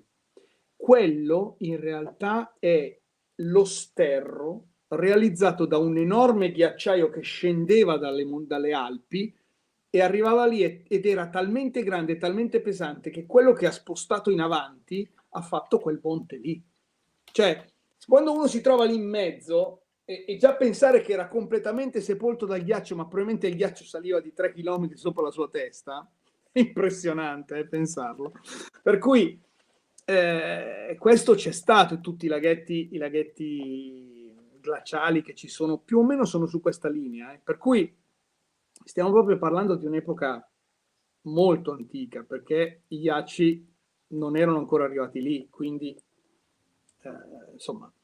Ora, stavo dicendo una cosa, dopo per chi ha qualche dubbio, dobbiamo pensare che noi abbiamo dato, diciamo, la storia ufficiale, lo dicevo prima, parte più o meno dal 4000 a.C., però l'Homo sapiens, perché adesso si chiama Homo sapiens e basta, perché prima sai che si chiamava Sapiens sapiens e poi c'era il Sapiens neanderthalis, adesso hanno rimesso al posto Homo sapiens, Homo di Neanderthal, Homo neanderthalis, l'Homo erectus, no, quella precedente, l'Homo di Cro-Magnon, eccetera, eccetera. Ora hanno trovato, e questo in maniera ufficiale, Ora c'è l'uomo smartphone. E adesso, vabbè, si va avanti, e l'evoluzione continua, mica si ferma, cioè, capisci?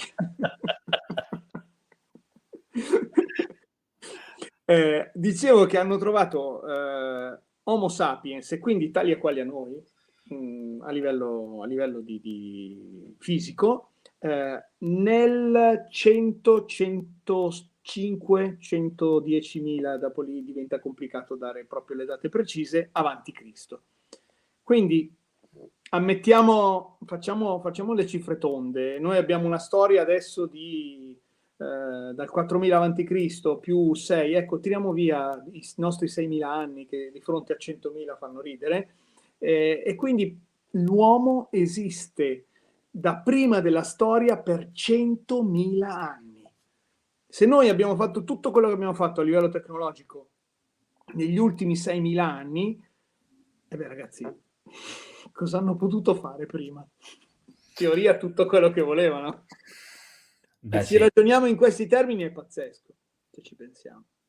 Dopo, è chiaro, probabilmente hanno avuto anni o centinaia di migliaia di anni in cui la vita è proseguita tale quale, con i ritmi della natura, con sì, una certa tecnologia da parte dell'uomo, che ne so, il fatto di potersi scheggiare le pietre, di fare delle armi per poter cacciare, di coprirsi con le pelli, eccetera, eccetera, però comunque soggetto a delle leggi naturali molto più di quanto lo siamo noi adesso, anche se poi noi pensiamo di esserne completamente staccati, ma ogni tanto la natura poi presenta il conto.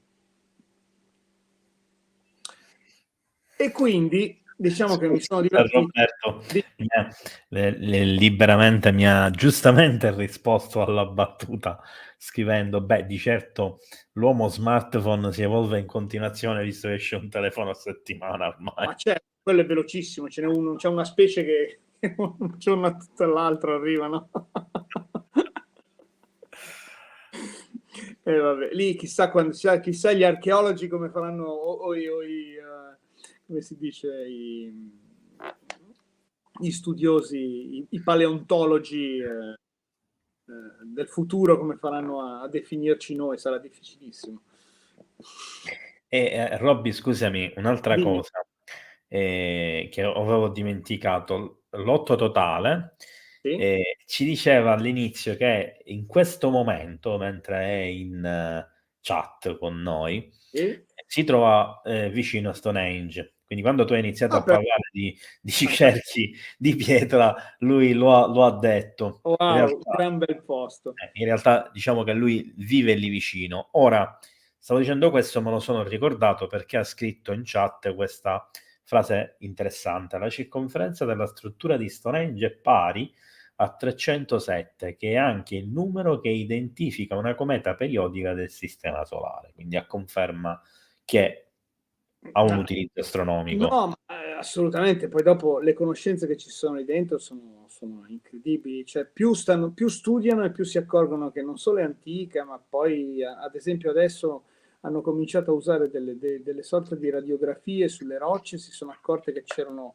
tutte Il delle leader. sorte no, qualcosa di simile però, comunque laser, e hanno visto che le rocce erano incise e avevano delle sorte di asce, ma non erano messe a caso, anche quelle probabilmente con dei giochi di ombre rappresentavano vari momenti dell'anno, cioè davvero, cioè, noi la vediamo così, ma non è neanche un decimo, e sono stato probabilmente molto, molto abbondante di quello che era una volta, quindi davvero noi poi li consideriamo delle popolazioni primitive, ma avevano delle capacità tecnologiche impressionanti, o comunque delle conoscenze impressionanti che noi non gli attribuiamo, come parlavamo prima di Gobekli Tepe, di tutte queste, e come possiamo parlare anche di questi, che alla fine per qualche strano motivo hanno allineato le loro costruzioni e non abbiamo idea, insomma, ecco, interessante.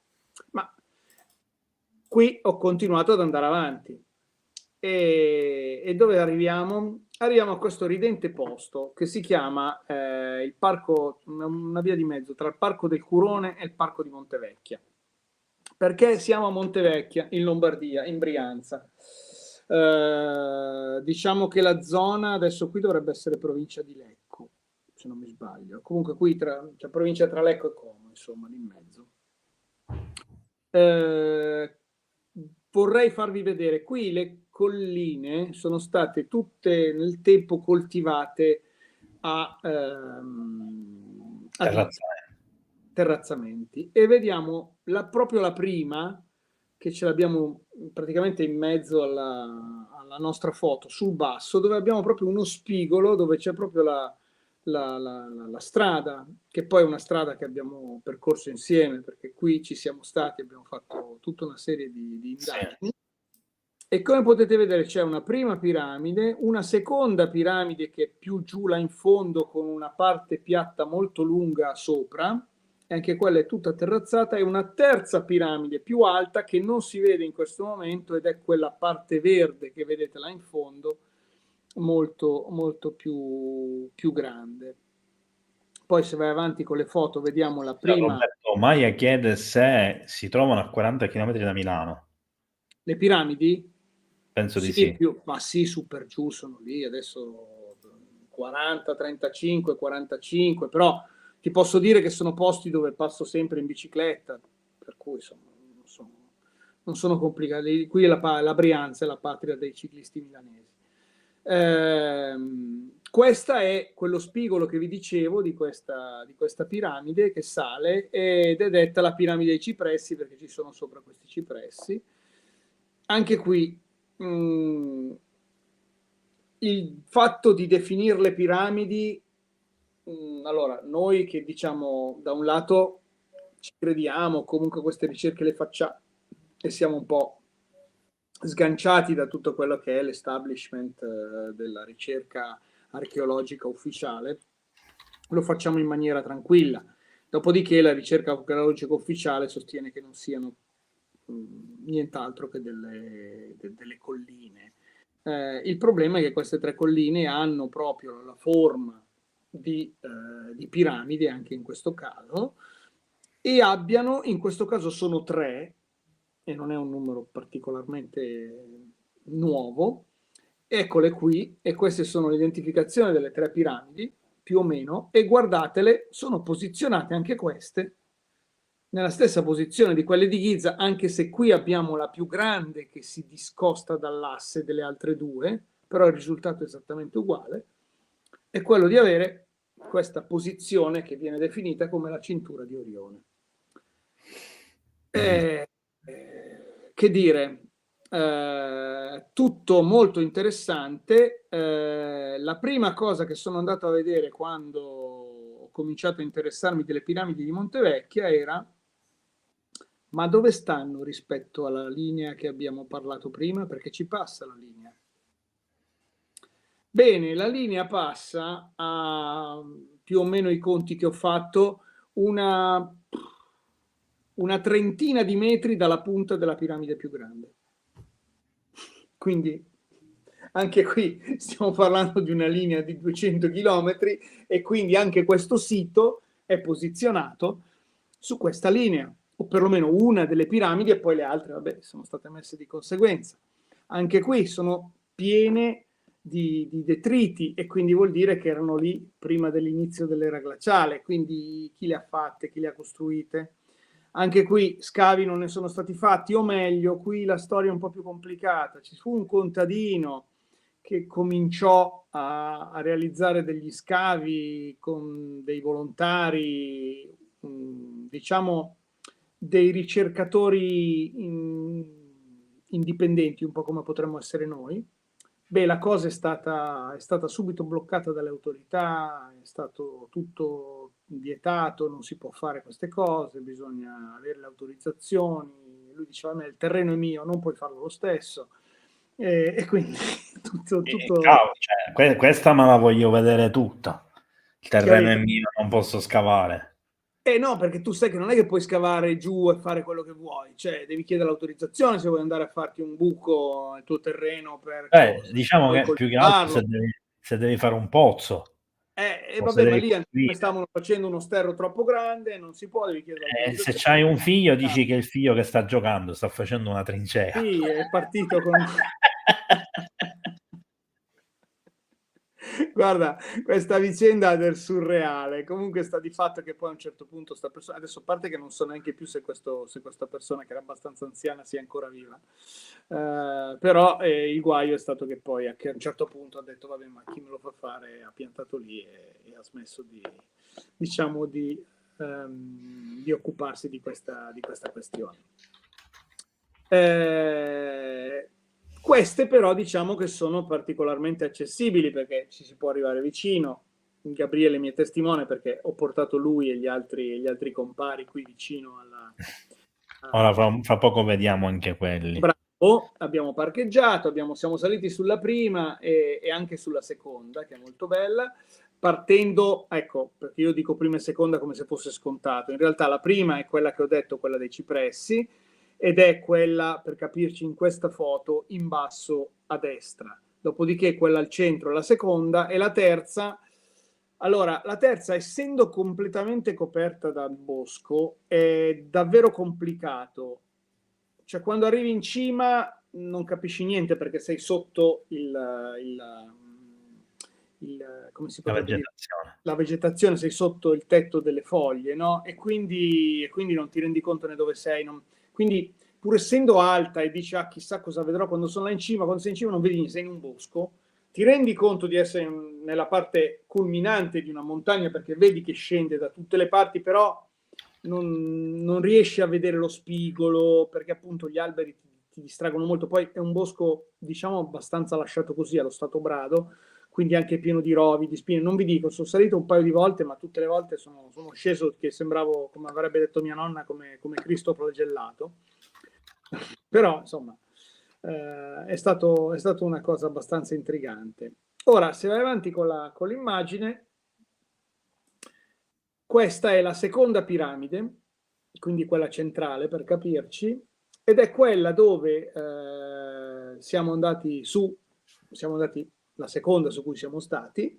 Anche questa, se vedete, si sale dallo spigolo, quello che rimane, diciamo che lo vediamo centrale, un po' diagonale rispetto alla nostra vista. E siamo andati su e abbiamo, insomma, a parte la vista bellissima che si gode da lì sopra, e abbiamo potuto fare alcuni esperimenti con un po' di oggetti che avevamo, nella fattispecie il nostro tecnico di queste cose qua è sempre Gabriele, che c'ha lui tutti gli oggetti più tecnologici. Io con l'altro mio compare avevamo portato delle bacchette da rabdomante, quindi siamo molto più, sì, molto più naif. Sempre utilissime comunque. In effetti è impressionante come funziona, perché questo devo dare atto le capacità tecniche di Andrea, che è quello che nominiamo, ma che verrà pure a trovarci qualche volta a fare una diretta o non l'hai... Ne abbiamo 2 sicuramente in programma insieme tutti e 3. Una, in cui lui parlerà delle rune e tu della Kabbala, Ok. e una insieme a Filippo Sarpa, tutte e 4, in cui parlerete della vostra esperienza, del viaggio che avete fatto tra siti archeologici, avvistamenti Quello, UFO, il quello, quello deserto di che Atacama, eccetera. quello che parlavo Esatto. prima, il viaggio in Sud America. Beh, ragazzi, se riuniamo il trio, io, lui e Filippo, un disastro. Vabbè, comunque la cosa intrigante è stato che, come spesso capita sulla cima delle piramidi, allora partiamo da un concetto.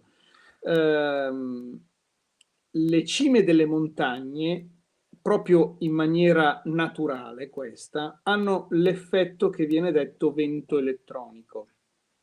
Vabbè, questo lo spiego in generale. Ora, la Terra è comunque un corpo e come tutti i corpi si carica di energia elettrostatica, però essendo un pianeta l'energia è altissima, cioè voglio dire le scintille che scoccano tra la superficie e che ne so, le nuvole che si caricano sfregandosi tra di loro sono i fulmini e avete in mente qualche voltaggio che abbiano queste cose. Ora, esiste proprio anche una normalissima dispersione energetica attraverso la superficie terrestre. E cosa succede? C'è la teoria della dispersione delle punte. Mi spiego. Se noi abbiamo una sfera e la carichiamo a livello proprio di elettricità statica. Se la lasciamo sospesa nel vuoto, ipoteticamente, perché poi sarà sempre attaccata a qualcosa qui sulla Terra, però va bene, le cariche energetiche, cioè gli elettroni che vengono emanati dalla carica, si disperdono in maniera uniforme essendo una sfera. Se però noi su questa sfera gli mettiamo solo una punta, automaticamente più del 50% della dispersione energetica della sfera si concentra su quella punta e quindi si crea quello che viene detto vento elettronico, cioè quindi una concentrazione di elettroni che vengono dispersi da questa punta. Questo è un concetto che può sembrare molto astratto, ma in realtà è molto reale, perché è proprio il vento elettronico che va a cercare il contatto con le nubi quando scattano i fulmini. E i fulmini dove cadono? Sui campanili che sono appuntiti, sulle cime delle montagne, sulle cime degli alberi, tutte delle cose molto alte rispetto di solito a una cosa più bassa. Notate che di solito i fulmini cadono sempre sugli edifici più alti rispetto agli altri. Perché? Perché l'edificio più alto ha una dispersione superiore agli altri di vento elettronico della carica della Terra. Quindi le piramidi sono una sorta di macchina, se vogliamo per certi versi, che concentra in un certo senso questa energia geologica proprio della Terra e la fa concentrare sulla punta e la disperde. Infatti molte immagini vengono messe con questi fasci di luce, perché chiaramente non si potrebbe vedere se no diversamente, che partono dalla punta delle piramidi, ma hanno anche un senso a livello scientifico. Dopodiché probabilmente lì non c'è solo l'energia, come si potrebbe dire, statica del nostro pianeta, che pure è immensa, ma la forma stessa di queste costruzioni permette la concentrazione di queste energie e la permette in maniera molto particolare. E qui io direi che potremmo cominciare a vederci i nostri filmati, no? Cosa dici? Allora, prima di vedere i filmati, Sì? mi hai fatto venire in mente una cosa importante che volevo dire anche per rispondere un po' ad un'affermazione di, Paola, Sì? che ci dice che secondo Malanga le piramidi servivano a rubare l'anima per ringiovanire il faraone. Ora, io non so a riguardo di questa cosa specifica, sinceramente non conosco i video in cui Malanga parla di questa cosa, quindi non ne so parlare. Però, nel 2012 io sono stato, alla conferenza l'X Congress a Pescara e in quell'occasione, ho avuto modo di conoscere, parlare, oltre che ascoltare naturalmente alla conferenza, farmi fare qualche autografo ai libri, eccetera. Graham Hancock, che per me è il top, a livello di scrittore su questa categoria. Robert Bauval, che purtroppo non compare più in pubblico, altrimenti lo avrei già invitato nella live, si è ritirato completamente da tutta la sua presenza, diciamo, nei social, eccetera, per problemi suoi personali di salute. E poi ho conosciuto Semir Beh, Osmanasic. ti interrompo un attimino, cioè hai citato adesso anche l'ultimo, hai citato i primi due comunque fantastici, cioè voglio dire, Buval Hancock. Hancock, cioè sono alcuni che hanno guidato veramente, mi hanno dato delle ispirazioni pazzesche. E E ti Buval, dico io posso dire che uno dei più sottovalutati è Buval. sì, Buval, non so se lui è geologo e mi sembra che fosse in Egitto a lavorare per una società petrolifera. è rimasto poi a lavorare in Egitto. Ecco, ma lui ha detto una cosa che ancora oggi, perché poi le altre, diciamo, parliamoci chiaro, gira che ti gira qualcosa riescono a smentire, ma quello che ha detto Buval è una pietra inamovibile.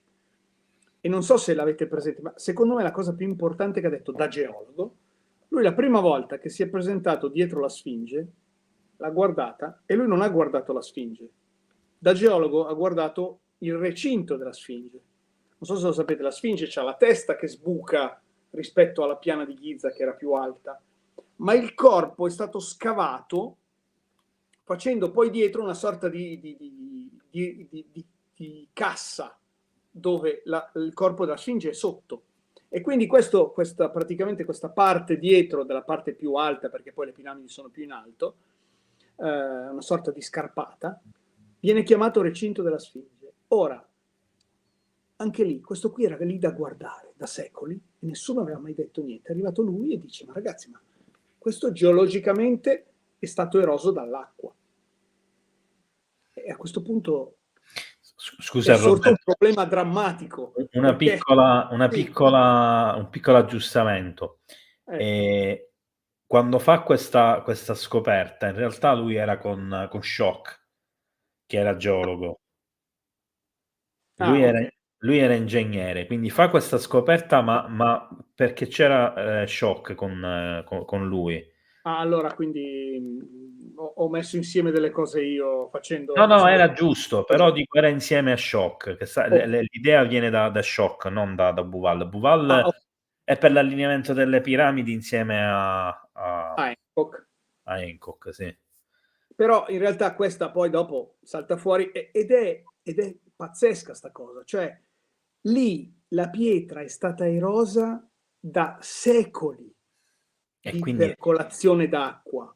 in E uno dice, un'epoca che non è cioè, quella è il deserto, ragazzi, non è che può aver piovuto per 2 giorni e la roccia si è più erosa. di 2 Cioè, giorni. vuol dire che lì vuol dire che il recinto esisteva probabilmente alla fine dell'era glaciale, per cui ci sono stati secoli di precipitazioni.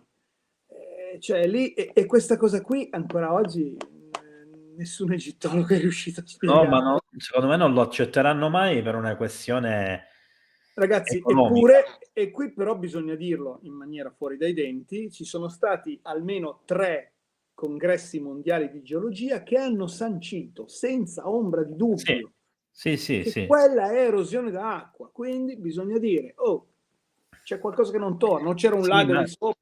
non gli conviene, Roberto, ripeto, economicamente non gli conviene perché dovrebbero riscrivere la storia egiziana in maniera tale che a costruire tutti i principali monumenti d'Egitto non sarebbero stati gli egiziani e quindi perderebbero. Vedi che è diventata una questione di orgoglio nazionale che mi dico, ma Sì. perché? Ma ragazzi, cioè, ma pensate che avete lì un tesoro, una roba, la prova che c'è, che la storia va riscritta.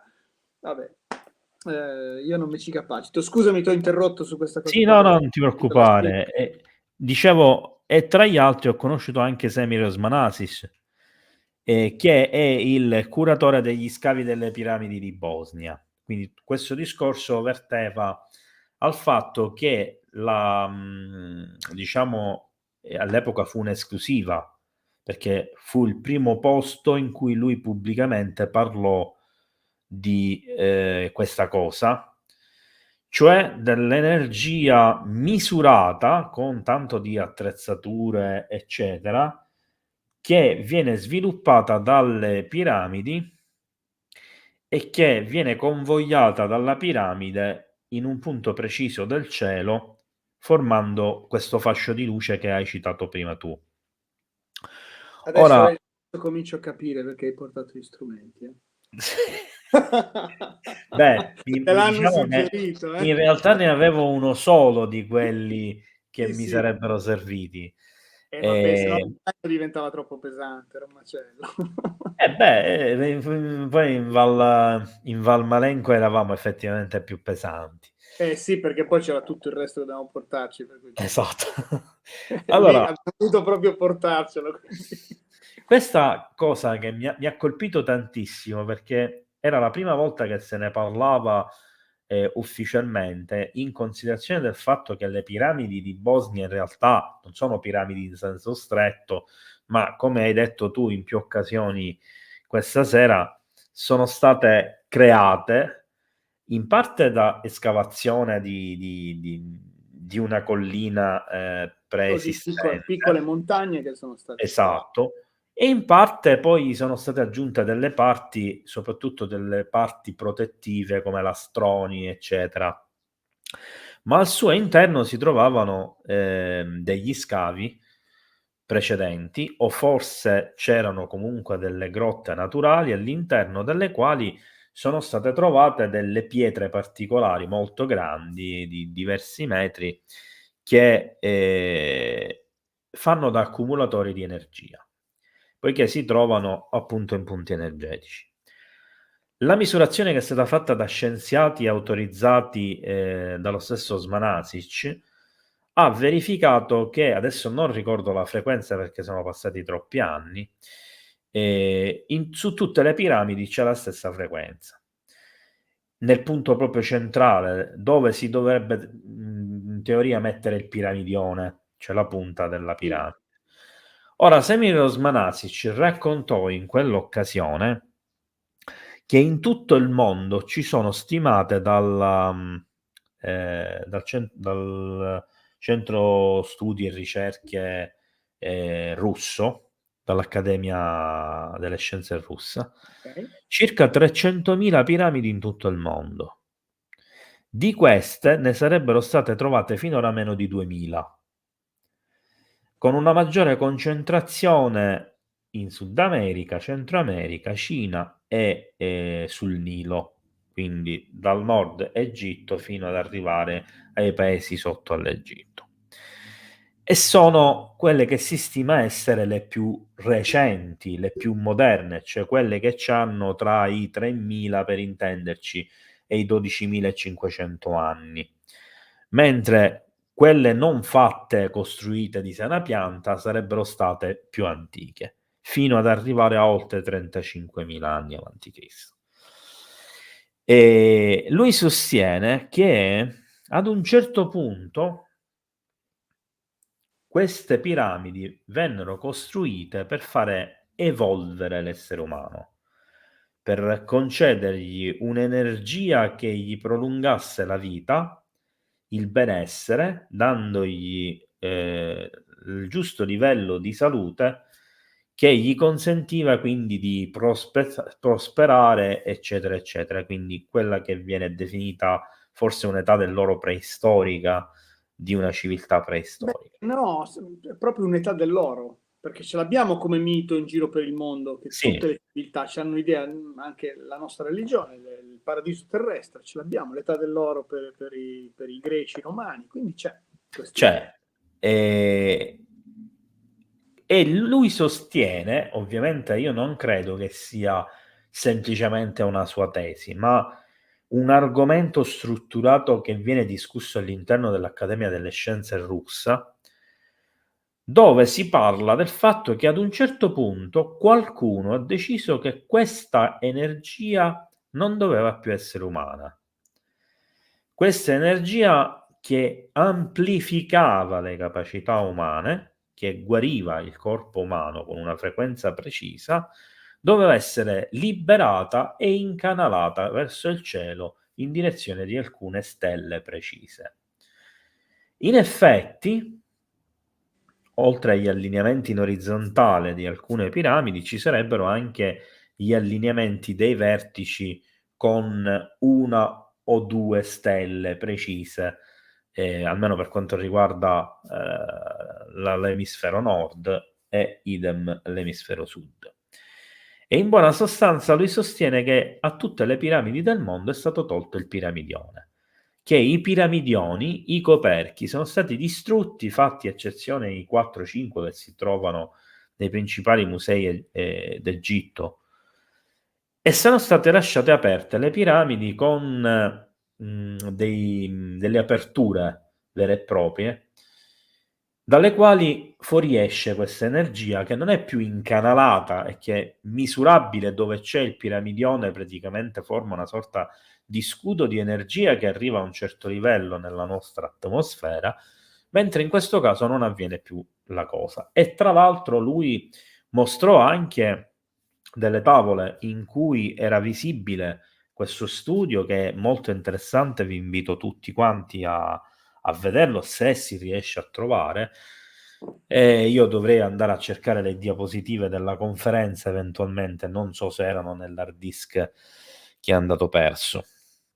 Ci tenevo a dire questa cosa per far capire che effettivamente sembra che a un certo punto ci sia stato un intervento negativo di qualcuno che ha deciso che l'uomo non doveva continuare a evolversi e vivere bene, ma al contrario doveva cominciare un'involuzione del corpo, dello spirito e della propria sfera energetica. E da lì sarebbe cominciato lo sviluppo tecnologico. Cioè l'uomo avrebbe cercato un'alternativa per riuscire a sopperire a quei vantaggi che aveva perso, ma dimenticando di fatto che li avesse. Beh, se ci pensiamo, questo ragionamento si incastra perfettamente con quello che dicevamo prima. In più, ti posso dare anche un elemento in più. In tutte le civiltà abbiamo questo racconto che è particolare del fatto che gli uomini una volta non solo erano più grandi, ma vivevano anche molto più a lungo. Pensiamo a anche la nostra tradizione della Bibbia, tutti come si dice, i grandi maestri del passato, i profeti, eccetera, eccetera, hanno tutte delle vite lunghissime. Noè, cioè hanno centinaia di anni di vita. Ed è interessante pensare che questo non sia una caratteristica solo di quello che è stato detto nel nostro libro sacro, ma anche in altri libri in giro per il mondo, e questo diciamo che fa abbastanza scopa, che passatemi il termine, con quello che stavi dicendo tu adesso. Sì, infatti molte cose si interlacciano alla fine. Sì, Allora Roberto, vediamo se sì, riesco a far partire i video vai. nell'ordine giusto, ma in teoria sì, perché li ho numerati. Sì, Faccio una dai. piccola premessa, dai. Qualche anno fa siamo andati a fare, ne abbiamo già comunque parlato, abbiamo accennato con Andrea in una delle prime trasmissioni che abbiamo fatto qui insieme, quando abbiamo parlato della Val Malenco, e ne abbiamo già parlato con te quando abbiamo parlato della Val Camonica. Sì, è quella spedizione lì. Abbiamo fatto delle tappe in giro Tra per cui anche le piramidi le di piramidi. Vecchia. Che Mi anziché vanto credo di essere stato l'origine di quella tappa lì. diciamo che la prima tappa è stata in realtà la Sagrada di San Michele. La Sacra di San La Michele, Sacra di San è vero. Michele, dove tra l'altro siamo arrivati in chiusura, quindi siete riusciti No, a entrare al volo solo tu sì, sì, e sì. Io, Andrea. io e Andrea, molto Io bella, però devo dire la sì, Sacra di San Michele è bellissima, io molto ci bella. sono riuscito ad entrare forse un anno dopo, e ho beccato, infatti mi ritengo fortemente fortunato in questo Mm? senso, ho beccato diciamo la Santona. Ah, Adesso non mi non viene il sai termine. definire bene come Sì, come viene definita. eh, È una donna che sta lì sarà una praticamente, mistica, qualcosa di è una simile. mistica, prega in lingue, Sì. e quando c'è lei lì dentro succedono cose strane. Quindi Ma è un quando luogo potentemente energetico. sì, e le ho vissute sulla mia pelle quelle esperienze, non me le scorderò più. Ne parlai, se non ricordo male, in uno dei brevi podcast audio che ho fatto, perché mi trovavo davanti a questa figura, anzi in realtà era alla mia destra che pregava e davanti avevo la figura tridimensionale, quindi la scultura Mm? di San Michele Arcangelo, e sulla sinistra avevo il luogo dove ci si inginocchia a pregare e accendere i ceri. E sono stato colpito da un'energia spirituale che mi ha quasi, non dico stordito, perché comunque ci sono relativamente abituato perché vengo da un ambiente cristiano di preghiera profonda, eccetera.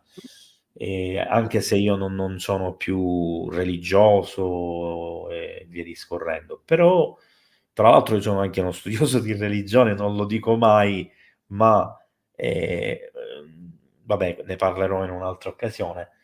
di fatto soprattutto di culti antichi. Ok. E mi sono trovato a dover affrontare delle energie che erano antiche. E sono successe cose strane come folate di vento in un ambiente dove non ci può essere vento, le candele che hanno cominciato a muoversi, le fiamme che ondeggiavano fortemente ma non si spegnevano. C'era un'aria particolare che ti faceva quasi sentire freddo, ma non il freddo negativo che puoi sentire quando hai a che fare con una presenza spiritica, negativa, eccetera. È una cosa diversa. Comunque, sto divagando. Era però interessante questo aspetto del viaggio. La seconda tappa che abbiamo fatto effettivamente sono state le piramidi di Monte Vecchia, che se non ricordo male non c'erano proprio messe, c'era soltanto e se per ipotesi passassimo a vederle? Eh sì, vediamo se c'è Sì, perché poste. eravamo lì, ho detto ragazzi, in realtà ci siamo fermati a mangiare una pizza a Vimercate o quelle Sì, zone lì. Ho detto sì, ragazzi, sì. gli ho detto, siamo a meno di 20 chilometri dalle piramidi, andiamo. E così siamo andati. È stata una bella deviazione, è stato Sì, interessante. sì, ma devo dire che tutto quel viaggio è stato. Sì, molto fatto così, sai come si dice quando è destino. Sì, sì, ma anche i luoghi dove siamo andati a mangiare alla fine avevano un non so che di particolare, erano luoghi interessanti, si mangiava bene, si pagava poco. C'era Sì, tutto un insieme di vantaggi, diciamo. abbiamo avuto una serie di fortune, questo sì. Sì, sì, no, beh, devo dire che sei stato pure bravo tu nell'organizzazione. Ah, vabbè. Arriviamo, dai, alle, Dai, alle fammi famose vedere queste piramidi. immagini. Che ovviamente quando arrivi non è che tu vedi delle piramidi, perché questo lo dobbiamo dire, perché la maggior parte delle persone si aspettano lì queste piramidi ben visibili, vedi delle colline fatte a gradoni che somigliano in qualche modo alle piramidi a gradoni sudamericane, con dei gradoni molto più piccoli, Sì, più perché sono dei stretti. terreni per vigne, quindi non sono... Esatto. Ti fai questa piccola rampa e arrivi alla prima piramide. Se non erro, no, noi il primo video ce l'abbiamo sulla piramide, sulla seconda. Sì, perché noi abbiamo fatto così, siamo arrivati in cima alla prima, abbiamo guardato in giro, abbiamo detto, ma no, arriviamo alla seconda, che è più bella, stiamo sulla un po'. In effetti è vero. Quindi siamo arrivati sulla seconda e sulla seconda ci siamo fermati un attimo, abbiamo tirato fuori gli strumenti, abbiamo cominciato a fare le nostre misurazioni, per cui poi ci è venuto in mente, ma Scende. potevamo farle anche sulla prima, e allora scendendo che tornavamo verso le macchine ci siamo fermati sulla seconda, sulla prima, E per allora capire come seconda e terza, così come idea. andiamo con i video della spedizione che eravamo io, tu, Andrea, Danilo e Stefania, che sono il presidente e la segretaria della FUI. Sì.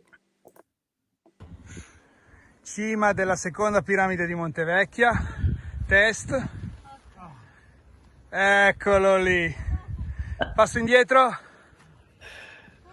fantastico, C'ha le bacchette da rabdomante, Vedete, ovviamente. le bacchette si muovono. notevole anche qua,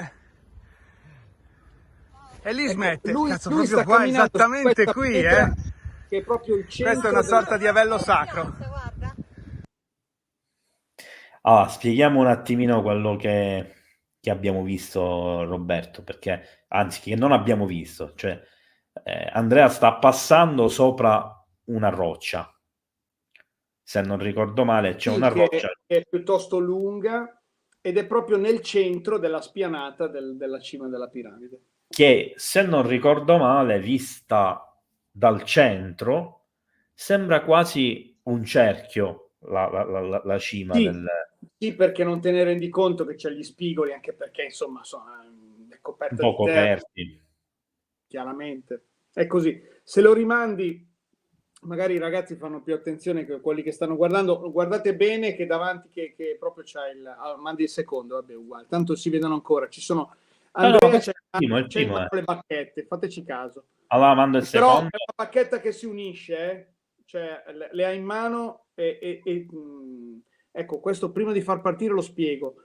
Andrea l'ha proprio costruita quella bacchetta da raddomante e l'impugnatura ha dei cuscinetti rispetto ai, come si dice, al filo, diciamo così, alla bacchetta in sé. Quindi lui dall'impugnatura non riesce, neanche volendo, cioè proprio gli scorre sopra, perché ci sono questi cuscinetti che quindi le bacchette sono completamente indipendenti dall'impugnatura. Questa è la cosa che mi premeva da dire.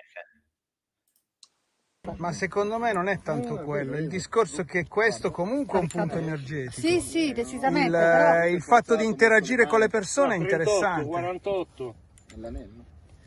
Beh, fermo un secondo, perché giustamente chi è online dice vabbè, quello 48 eccetera, quello è il melmeter, quindi è un misuratore di campo elettromagnetico che sulla roccia segnava un piccolo piccolo, non un picco di chissà quanto, però rispetto a tutto il resto segnava qualcosa, appunto quel 48 che non è lo 0,02, 0,3 che normalmente c'era tutto intorno.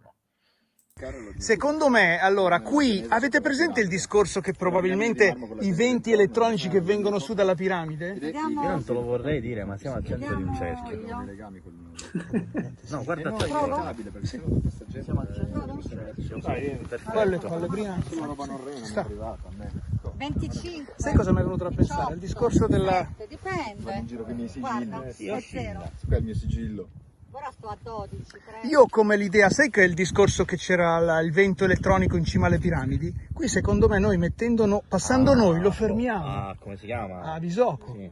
Ma anche su altre piramidi l'hanno trovato. Secondo me il fatto di mettere la mano, lo 75. fermiamo. Beh, quello perché magari Ma perché è semplicemente metallo, secondo me, perché noi fermiamo Era un po' il il tuo vento posto. elettronico mettendoci lì. O lo catalizziamo col corpo. beh, ma non cambia. Allora. E qui abbiamo tutte le teorie che sparavamo al momento. Hanno un senso, ci stanno, se è il ragionamento che si facevano in quel momento, però effettivamente eravamo di fronte a delle misurazioni che non tornavano, vedi?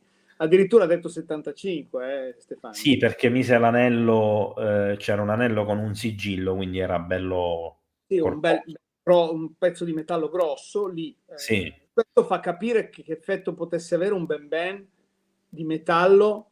Sì. In cima a una piramide. Sì. Una parata di energia pazzesca, se ci pensate. Vorrei sottolineare che andare in questi posti non solo per ammirare, ma anche per cercare di carpire qualche informazione, ovviamente anche per studiare, ti dà una certa emozione e questa emozione comunque ti porta a buttare lì tutti i tuoi pensieri in comunità insieme agli altri, ovviamente ancora meglio se sei con amici e via discorrendo, e quindi tutto quello che ti passa per la testa viene gettato nel calderone istantaneamente e si crea anche una sorta di guazzabuglio di teorie, ipotesi e di persone che parlano in contemporanea, eccetera. Questo fa parte... Una sorta di brainstorming, dai, ci sta, no?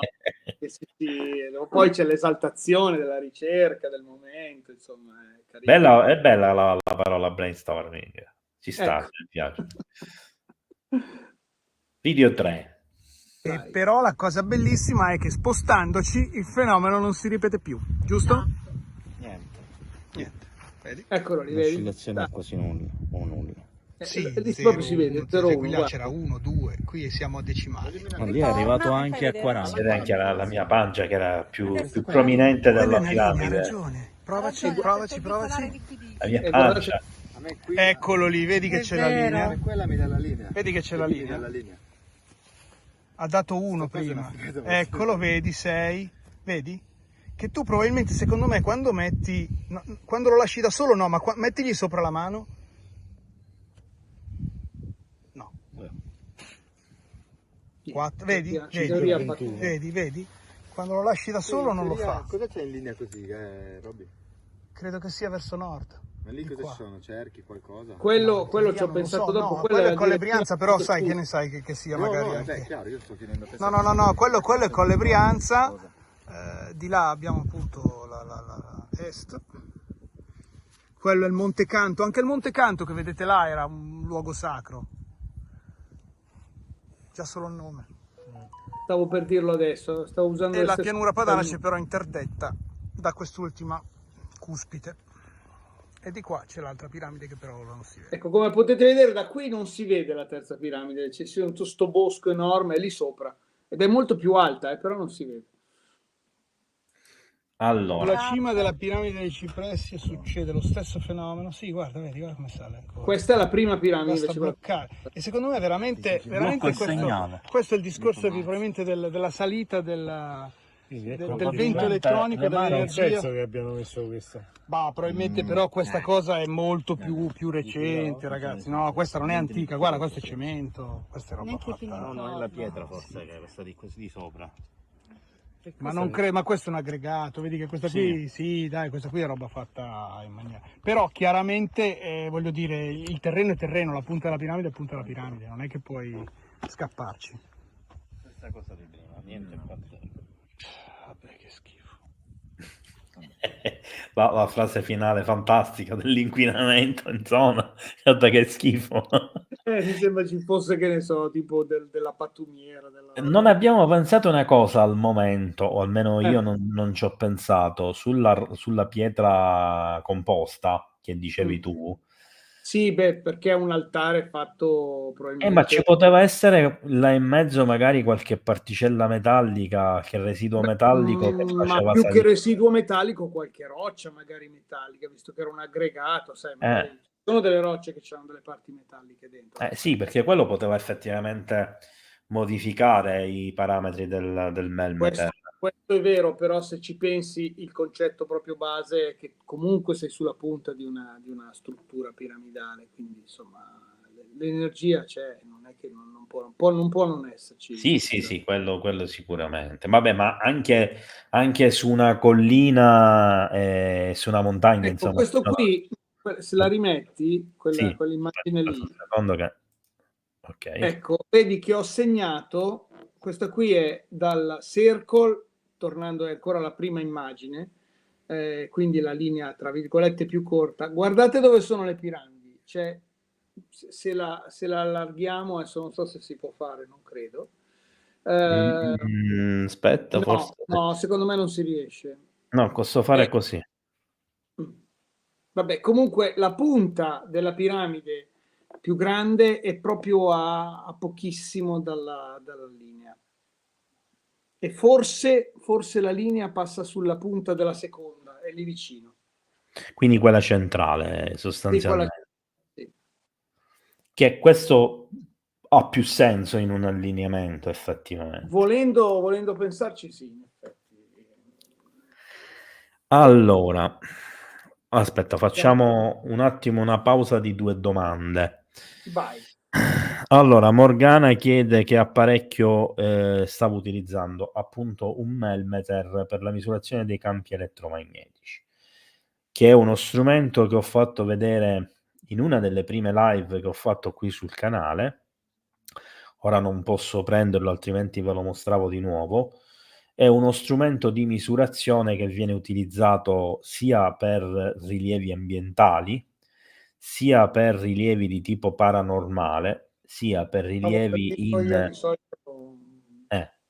presunti luoghi di atterraggio di oggetti volanti, oppure di apertura di portali e cose di questo genere. Va utilizzato anche in quel senso. Poi aspetta che non è stato messo a caso l'altare, dice il punitore. Non è una domanda, è un'affermazione, e secondo me effettivamente il presunto altare, io dico presunto, era lì No, ma proprio... credo di sì, perché penso, guarda, non vorrei dire, ma forse ci fanno anche della messa ogni tanto lì.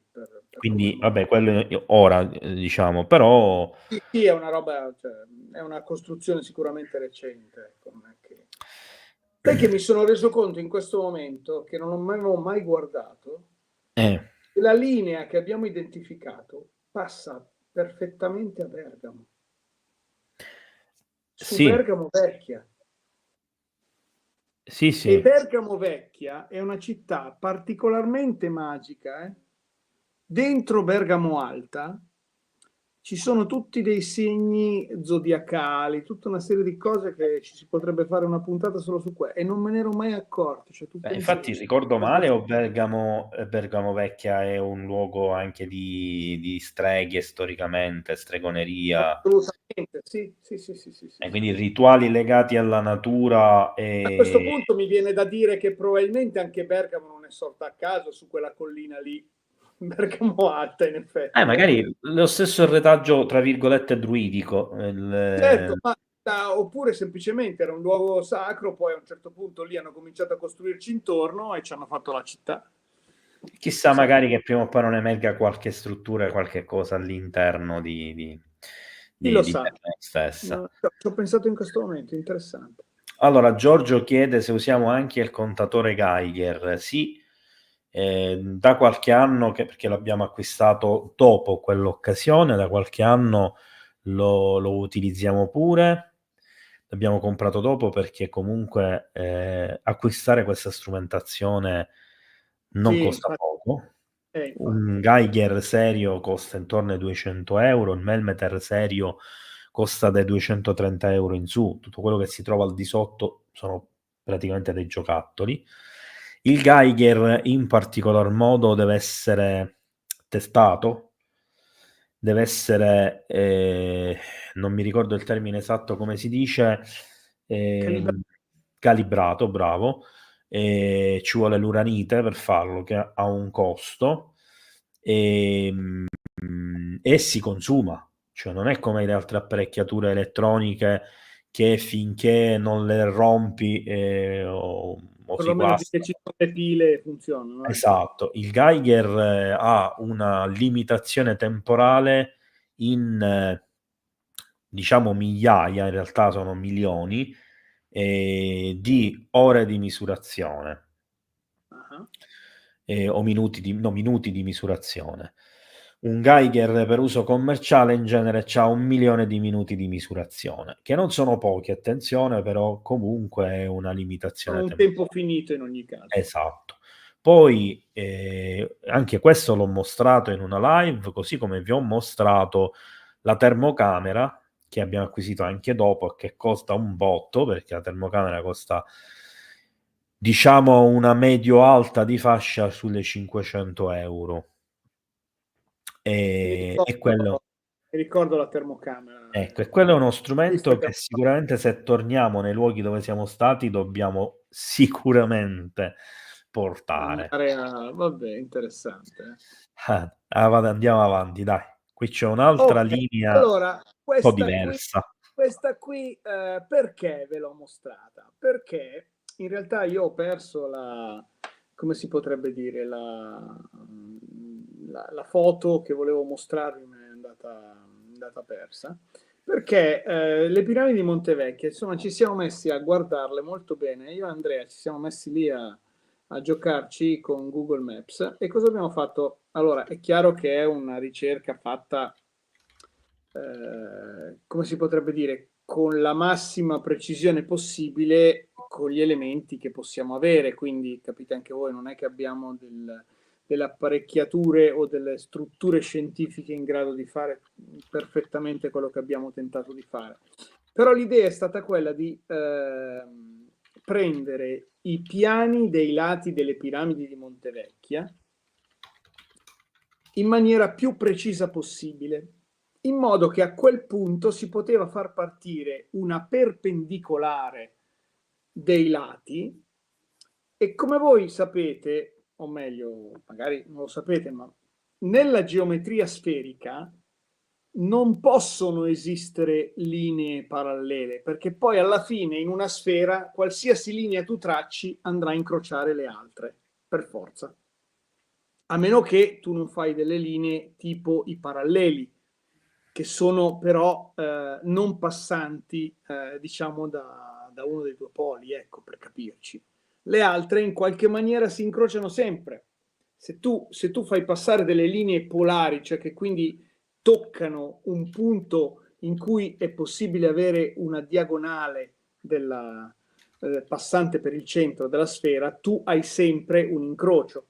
Infatti, per esempio, in geometria sferica esiste un triangolo fatto con 3 angoli da 90 gradi, cosa che in una geometria piana non esisterebbe mai, perché c'è la curvatura proprio della superficie. Ora, detto questo, se noi facciamo partire queste linee, queste 3 linee delle piramidi di Montevecchia, alla fine si incrociano. E dove si incrociano? Dove convergono?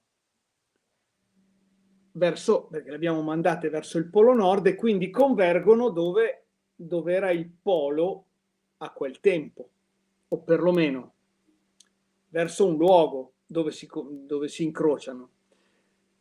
E qui sorge un altro problema, ovvero sia il polo magnetico della Terra non è mai fermo, si muove. Guardate, qui ci sono allora, quelle in rosso sono quelle più recenti. Guardate, dal 1900 che quasi il polo era parliamoci chiaro, quasi vicino al margine del circolo polare artico in Canada, è risalito e adesso si è molto avvicinato al polo nord geografico e sta viaggiando dall'altra parte verso la Russia. Guardate dall'immagine, lo potete vedere molto chiaramente. E potete vedere come ha girato nel 1500, nel 1700, e tutto questo lo possiamo realizzare grazie all'orientamento dei cristalli all'interno delle rocce magmatiche, che quindi erano molli, e si sono orientati secondo il campo magnetico terrestre, puntando verso nord, e poi si sono, come dire, solidificate, fissando per sempre quell'orientamento magnetico e a quel punto, risalendo all'origine di quella colata lavica, possiamo trovare questi antichi posizionamenti del Polo Nord. E sappiamo per certo che il Polo Nord dell'era o anche precedente all'era glaciale era molto più a sud e si trova più o meno all'interno di quella grande baia che si trova a nord del Canada, ed è proprio lì, cosa stranissima, che convergono le linee delle piramidi di Montevecchia, ma non solo, anche dello spigolo della piramide del Monte Rusta, anche delle linee delle piramidi di Giza. Quindi questo dice che queste costruzioni teoricamente sono estremamente antiche. Quindi quando il Polo Nord era là. Che dire? Beh, è allora, una prova un po' empirica, però effettivamente fa pensare perlomeno. beh, allora le prove empiriche non sono mai da scartare, comunque sono sempre alla fine sono da utili. considerare, poi magari con i dovuti, possiamo dare, come si potrebbe dire, il beneficio d'errore, va bene, però stiamo comunque parlando di qualcosa che finalmente porta l'acqua al nostro mulino, ecco, mettiamola così. Ma io intanto do il via alle domande e vi dico fatele, che io tanto le posso segnare, quindi non si perdono. Guardando questa immagine, Roberto, mi è sorta una domanda che non c'entra assolutamente nulla con le piramidi di Montevecchia. Ma c'è il movimento dello spostamento del polo, che io non ho mai approfondito, diciamo, in maniera incredibile. Guarda, negli ultimi anni è stato impressionante. No, non quell'aspetto. No, non quell'aspetto. Questo sì, lo so. Mi riferivo al periodo precedente, quindi andando più indietro del 1900. E effettivamente è dal 1904 che prosegue in linea più o meno retta, ma di fatto è una retta. Mentre invece guardati la 1700, 1500. Ecco, questa è la cosa che io non capisco e mi fa sorgere una domanda. Quale può essere stata la motivazione che ha provocato queste oscillazioni della Terra? Perché no, ma in realtà la Terra non oscilla, cioè continua a fare il suo come dire, quello è il polo nord magnetico, mentre il polo nord geografico, che è quello là in mezzo, è Sì. quello dell'asse di rotazione.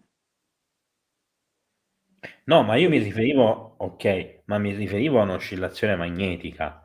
Un'oscillazione magnetica che secondo tu me dici, può essere... no, quello è quello che... Perché in realtà noi come funzioni bene il campo magnetico terrestre, non è che lo sappiamo. Abbiamo tutta una serie di teorie, sai che c'è il nucleo concentrato metallico del pianeta che gira, però anche lì probabilmente non è praticamente uniforme e quindi probabilmente c'ha una parte che riesce poi muovendosi in certi modi a spostare quello che è l'effetto dei poli. Però io Proprio. non Tra pensavo... parentesi, sappiamo anche che ci sono state delle inversioni dei poli, cioè quello che noi chiamiamo polo nord ha una valenza a livello magnetico che non è quella del polo sud, e ci sono state proprio delle inversioni magnetiche tra nord e sud, e che sono durate anche secoli, millenni, cioè, capite?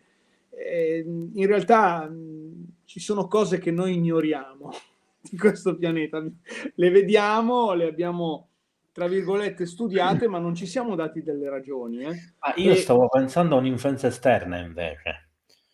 Cioè Beh, io... può benissimo essere che sia passato qualcosa, sai, ai tempi non so quanto possa essere stato segnalato, oppure la presenza stessa di certi allineamenti, perché noi dobbiamo pensare che comunque giriamo intorno al Sole. Per girare intorno al Sole c'è una grandissima influenza della nostra stella su tutti i pianeti, però c'è da dire che anche i pianeti stessi interagiscono tra di loro, e questo cosa porti non lo sappiamo.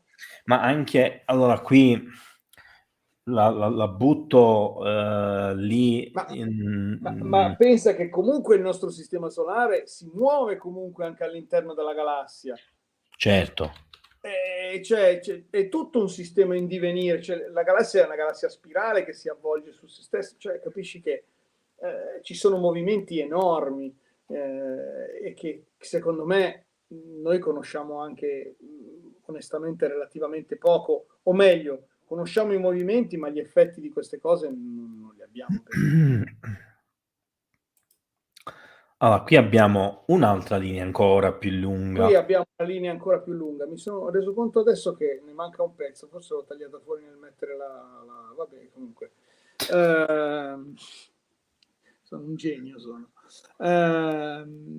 Allora, questa è la linea che ho prolungato provando a vedere cosa succedeva una volta che l'ho stabilita, e in effetti qualcosa è successo, perché da una parte sono arrivato fuori sulla costa francese a l'Île de Belle-Mer, che però è un posto particolare perché quell'isoletta è proprio esattamente, e anche lì c'è qualche costruzione, ma in realtà è davanti a un posto pazzesco per quello che riguarda l'arte megalitica mondiale, potremmo dire, che è Les Alignaments de Karnak, cioè davanti a Karnak, dove ci sono questi che vengono detti gli allineamenti, ma sono queste file immense di monoliti, ma alcuni anche di dimensioni colossali. E quindi, insomma, anche qui l'ennesimo grande monumento megalitico posto su questa linea, che a questo punto comincia a diventare veramente importante. Ecco, il cerchietto là che si vede è il monte, no, è il Cercle di Nuvolera, perché io partivo sempre dal Cercle di Nuvolera per fare queste cose. E dall'altra parte ci sono le piramidi di Bosnia. Dall'altra parte sì, non si vede, ma ci sono le piramidi di Visoko. No, si vede, c'è il punto, Bosnia e Erzegovina. C'è il punto? Forse... Ah, è vero, no, sono io che avevo allargato lo schermo, scusa. Sono un pazzo scherzo. Faccio di quelle cose anch'io. No, vedi che, allora, ve la dico tutta, in realtà c'è un leggero scostamento di meno di un quarto di grado, però c'è. Può essere anche un po' legato magari alla curvatura della Terra, può essere anche legato al fatto che stiamo parlando di posizionamenti talmente antichi che ricordiamoci che esiste anche la deriva dei continenti e il movimento dei continenti stessi. È vero che è minimo, però siccome qui stiamo parlando di qualche decina di migliaia di anni, perché di questo stiamo parlando, tenete sempre presente che come si dice, i movimenti dei continenti sono pari alla crescita delle unghie. Ora, se io mi faccio crescere l'unghia per 10.000 anni, penso che una certa lunghezza dovrei averla. Certo, farebbe anche un po' schifo, fatelo dire. Vorrebbe, questo sicuramente, anche vivere per 10.000 anni senza tagliarsi le unghie sarebbe comunque un effetto. Altro che Matusalemme, voglio dire, di cui abbiamo parlato prima. Comunque, in effetti è altamente intrigante anche questa cosa qui. Infatti poi dopo qua e questa linea è una linea da 1700 chilometri più o meno come concetto, ed è abbastanza interessante. È più corta di quella di San Michele, l'altra è un po' più verticale. Hai provato ad allungarla ancora dal lato? No, poi mi sono fermato, ma secondo me se la allunghi qualcosa vai a trovare ancora. Secondo me passa sia dalla Grecia che dalla Turchia. A questo sì, perché va giù, in Grecia ci arriva. Potrebbe, così a naso, sai che potrebbe passare da Delfi, adesso che mi viene in mente. Vabbè, è una curiosità che magari poi proviamo a prolungarla e vediamo cosa succede. Queste sono le immagini di Karnak, sono spettacolari, ragazzi. Pensate al lavoro che hanno fatto questi uomini primitivi, ve la passo così con molta ironia. Pensate a prendere questo, cioè, perché poi dopo noi la facciamo, come dico sempre io, la facciamo sempre facile noi, ma guardate soprattutto quelli in fondo a destra, sono mica piccoli. Cioè, voi pensate della gente che non aveva teoricamente le ruspe, non aveva, e con dei carri di legno, con dei tronchi, doveva spostare ste cose e poi metterle in posa e soprattutto secondo un certo criterio, perché sono anche allineati abbastanza dritti questi cosi. Beh, già solo in considerazione del peso, una roccia di 1 metro per 2 pesa circa 600 tonnellate. Bravo, cioè stiamo pensando. Quindi come la muovi? No, stiamo parlando di quantità di Beh, adesso poi qui arriviamo alle rocce impossibili, che è sempre un argomento che mi piace tantissimo. Cioè, abbiamo cose in giro che non stanno in cielo né in terra. Adesso proprio purtroppo tristemente famosa la zona del Libano del Sud, Baalbek. Lì c'è il famoso trilitium, che sono queste 3 enormi rocce sotto la piana, questo terrapieno dove dopo i romani ci hanno costruito sopra i templi, ma in realtà il tempio esisteva già da prima, erano degli altri templi, e ci sono queste rocce che hanno mi sembra che sia 20 per 12 o 20 per 10 e la profondità non l'abbiamo neanche calcolata tutta. Abbiamo trovato una di queste rocce a 4 chilometri nella cava. Cioè, ad oggi noi non saremmo in grado di trasportare quella roccia fino al tempio. Per cui... Ma se non ricordo male, il Trilithium di Baalbek, le rocce che pesano, se non ricordo... È una cosa mostruosa. No, se non ricordo male, una delle 3 pietre pesa 20.000 tonnellate. Sì, ma hanno delle cose che non stanno né in cielo. Non è sollevabile neanche con le gru di cantiere. Cioè stiamo parlando di pesi impensabili. Sì. Bravo, per cui anche qui veramente ti viene da pensare che ci fosse quello che suonava il flauto e le alzava, se no come fai? Però sono sempre, guarda, questa è proprio la caratteristica che tu trovi di questi monumenti misteriosi.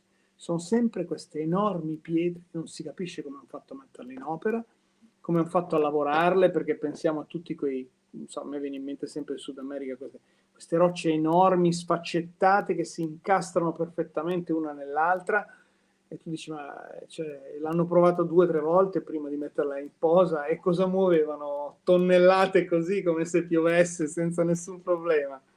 Se ci pensi, nell'atto cioè, veramente, se uno dice, vabbè, prova a costruire un muro oggi e metti i mattoni, metti il cemento, prova a costruirlo a secco, con delle pietre che pesano delle tonnellate e si incastrano perfettamente senza che neanche ci si infili una lama del coltello. Ma di cosa stiamo parlando, ragazzi? Ma Pensiamoci infatti, seriamente. per me la cosa più ridicola che c'è nel mondo accademico non è tanto quella di dover trovare per forza una spiegazione razionale anche là dove non c'è, perché questo lo posso benissimo capire, fa parte dell'impostazione della forma mentis. Sì, ci Il sta. problema è che si tende di più a denigrare delle ipotesi, per quanto stranamente improbabili, possibili, accompagnate da ragionamenti più che logici, alcune volte addirittura da piccole prove, favorendo delle ipotesi assurde, talvolta stupide, che rasentano un'offesa per il cervello umano, per l'intelletto umano, ma che comunque devono giustificare il tutto senza mai tenere in considerazione proprio quelle ipotesi che sono troppo assurde per loro, senza rendersi conto che quelle che espongono loro sono ancora più assurde per quanto banali. Questa è una Guarda, cosa proprio io che non mi cava, cioè non lo sopporto. no, ascoltami, io ti faccio solo un esempio, visto che il nostro amico sta vicino a, A Stonehenge. a Stonehenge. Non so se avete idea, l'ultima teoria, diciamo, ufficiale per il perché lì c'è un problema di base, cioè bisogna sollevare quegli enormi dolmen, no? Che sono quelle strutture fatte a 3 pietre, due verticali e una sopra. Ora, non so se lo sapete, ma hanno un incastro queste pietre, cioè le pietre verticali hanno una sorta di poppa che viene incassata in una concavità della pietra superiore. Quindi la pietra superiore ha 2 concavità che vanno a prendere le 2 pietre sotto. Quindi già lì è un incastro, cioè pensare di mettere in opera una roba del genere e che poi dopo c'hai anche l'ombra che fa il traguardo giusto sulle stelle, non è tanta roba, è tantissima.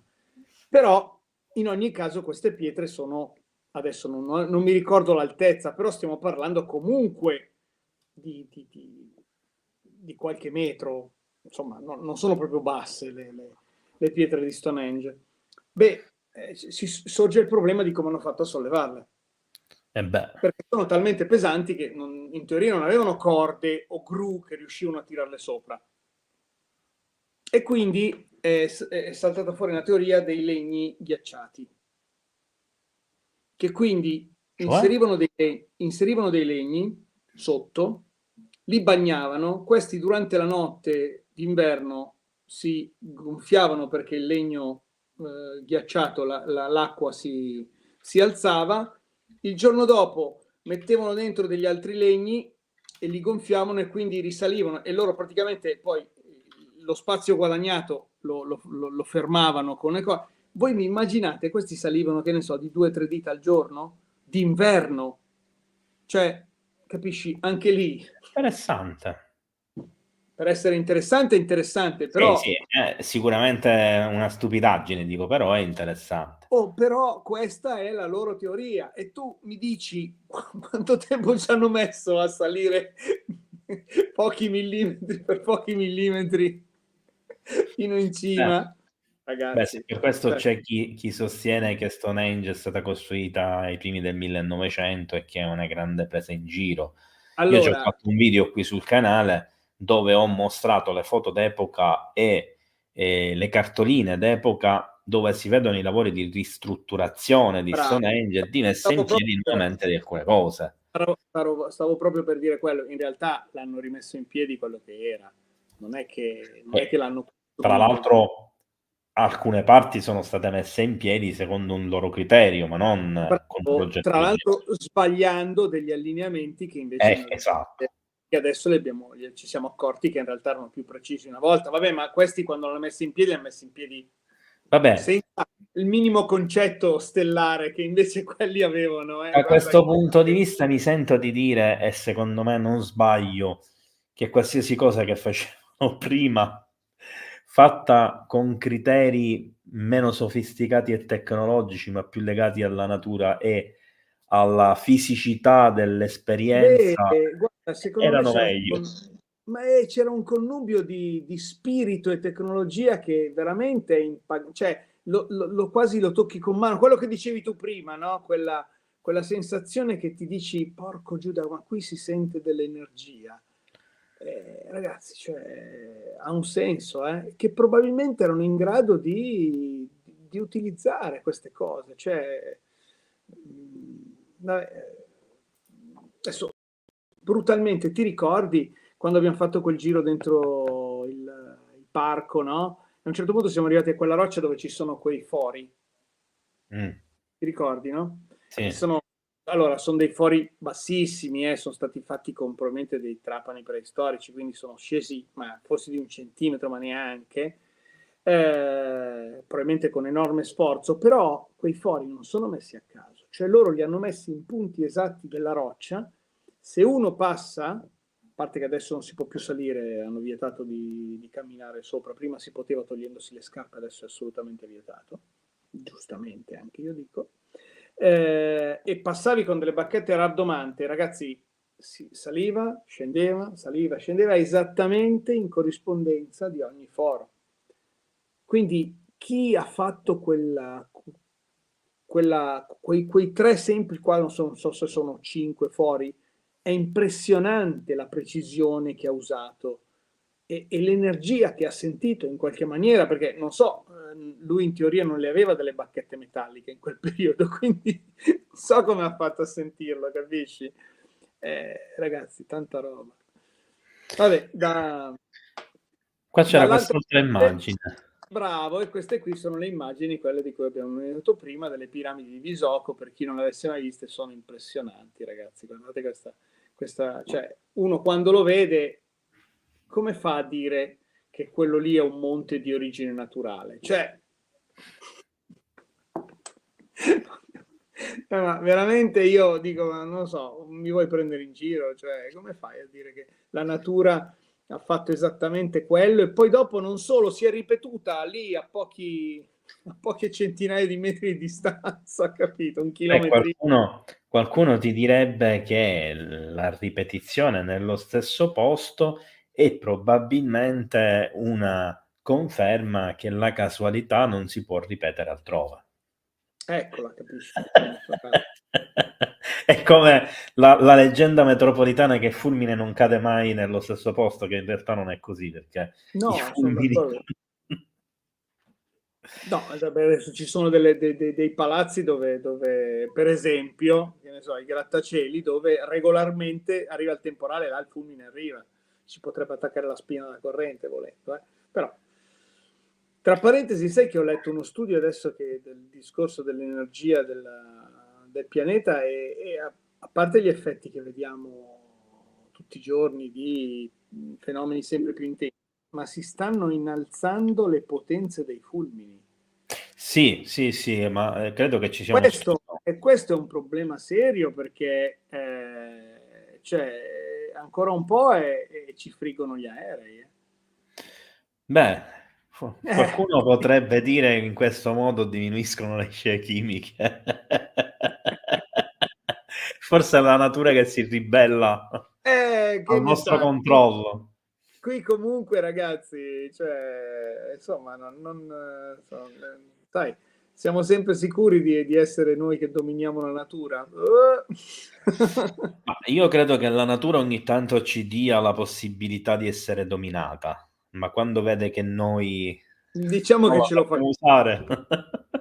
Ci dice, ma sì, facciamoglielo credere a questi scemi qua. Dopo li metto a posto. Allora, do il via libera Ecco, ufficiale. vabbè, due parole, Domani. vabbè, le abbiamo già dette, ne abbiamo parlato anche prima, le piramidi di Visocco sono una cosa eccezionale. Tra parentesi, te lo dico già qua, e io devo organizzare una spedizione lì. Io non so se è ancora così, Roberto, però fino a qualche anno fa, perché io ci dovevo andare, poi per ragioni puramente economiche ho lasciato perdere e poi è passato il momento. Credo che l'associazione dell'organizzazione di Semiro Smanasic, dia vitto e alloggio gratuito per le Scavi. persone che vanno lì a contribuire agli scavi nel periodo in cui vanno a stare lì. Quindi, per ipotesi, se tu vuoi andare per 2 settimane, ti vai a fare 2 settimane di scavi e loro ti ospitano gratuitamente nella loro zona, Questo, che comunque è questo, un'esperienza. questo no, io questo non lo sapevo, io mi ero guardato in giro con dei normalissimi B&B e la mia Vabbè, idea era quella di traghettare. vabbè, E io la penso che tu non vai là ricerca- solo per quello, perché comunque No. c'è anche l'ambiente da vedere, ci sono le sfere di pietra. Bravo, stavo per dire anche lì, ragazzi, è uno dei 2 posti al mondo dove abbiamo queste sfere di pietra, l'altro è in Costa Rica. Io spero di poterne parlare in una live che ancora non è programmata, con uno dei prossimi ospiti che verrà a parlare qui al Salotto dei Misteri, che recentemente è stato proprio lì, nelle sfere. Sì, sì. Però. E mi ha detto che forse ci sono delle novità, però non ho idea del cosa, quindi Beh, io ho sentito dire di cose mirabolanti su queste sfere, quindi sarò molto intrigato nel sentire cosa ha da raccontare il nostro amico. magari possiamo anche chiedere come ci si organizza, diciamo, per Sì, andare in perché questi l'idea posti. sarebbe quella di fare, ma non tipo di andare là e fare là chissà cosa. Vai là, fai una settimana, 4-5 giorni, tanto penso che basti per riuscire a visitare più o meno, magari un po' velocemente, però più o meno tutto. Magari passando dal mare della Croazia, che è particolarmente bello prima. E tutto vuoi, allora, pure il mare vuoi fare. Allora, già, via, Ma il contatto con la natura ci vuole. arrivi a Dubrovnik e poi ti spari direttamente dentro. Che stai a fare? Allora, se avete domande, non esitate a farle. Io comincio a leggere qualche domanda che nel frattempo mi ero segnato. Allora, Paolo Guglielmelli, che a quest'ora sicuramente dorme, ma si finirà di vedere la live domani, Quindi gli dice: rispondiamo. che strana la vita, tutte queste popolazioni antiche facevano questi siti, altari, ma per adorare chi? E poi improvvisamente cambia tutto con l'arrivo di Cristo, non è propriamente così. Come mai Cristo quindi non è venuto prima? Allora, domanda nella domanda con insita una domanda all'interno, che è più difficile delle domande stesse. Beh, io prima faccio proprio l'avvocato del diavolo, cioè io prima vorrei vedere proprio quello che ha detto per bene Cristo, perché già potremmo cominciare a discuterne. Beh, soprattutto perché le parole riportate non è che le abbia scritte lui. No, questo no, e insomma, io questo vado di opinione personale, sono convinto che Cristo sia stato uno dei grandi illuminati dell'umanità, che poi abbia esattamente detto quello che gli facciamo dire, non lo so. Sicuramente ha detto delle grandi verità e ha insegnato, secondo il mio punto di vista, anche un concetto spirituale molto più alto anche di quello che vogliamo credere. Detto questo, poi quello che è stato costruito intorno, secondo me, un po' ha travisato quello che probabilmente era il suo messaggio o effettivamente anche la sua intenzione. Io penso, e questo comunque un pensiero personale che lo butto lì così, che non è poi così male pensare un Gesù un po' più uomo e un po' meno Dio. Mi trovi perfettamente concorde. La Lica giustamente chiede ovvero chiede a noi, anche perché Paolo non è online, in realtà era rivolto a Paolo, ma poi perché doveva arrivare prima Gesù? Cioè, quale sarebbe stato lo scopo e l'intento in quel caso? Direi che solo Paolo lo può sapere. No, a parte lo scherzo, secondo me, lui fa riferimento, magari da persona più religiosa, al fatto che un'eventuale salvezza, come viene definita quella che porta il Cristo o i Cristi, perché ce n'erano più di uno, ma non voglio aprire un dibattito, non è né l'ora né il momento né l'argomento. Qui ci infiliamo in un ginepraio. Diciamo che probabilmente il suo intento era quello di dire che se fosse arrivato prima, cioè in un'epoca precedente, magari ci sarebbe stata una conversione più rapida e precedente che avrebbe evitato tutta una serie di altre cose.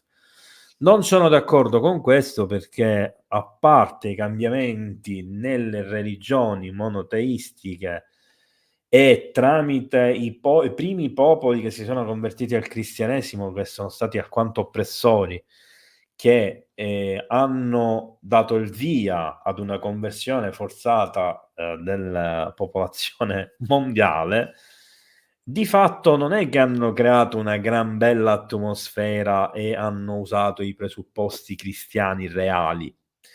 Quindi non mi sembra che l'insegnamento cristico sia stato effettivamente rispettato e portato avanti da chi parla in suo nome.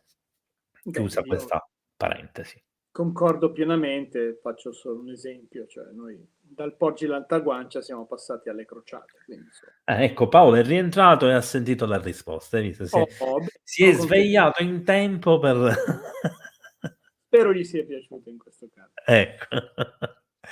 Allora, ma secondo me hanno costruito dove c'erano già cose più vecchie. Qui vicino a me, in Val di Susa sarebbe, c'è una cappelletta di San Michele su in Cocuzzolo in linea con la Sacra e c'erano cose precedenti lì, i templi o altari.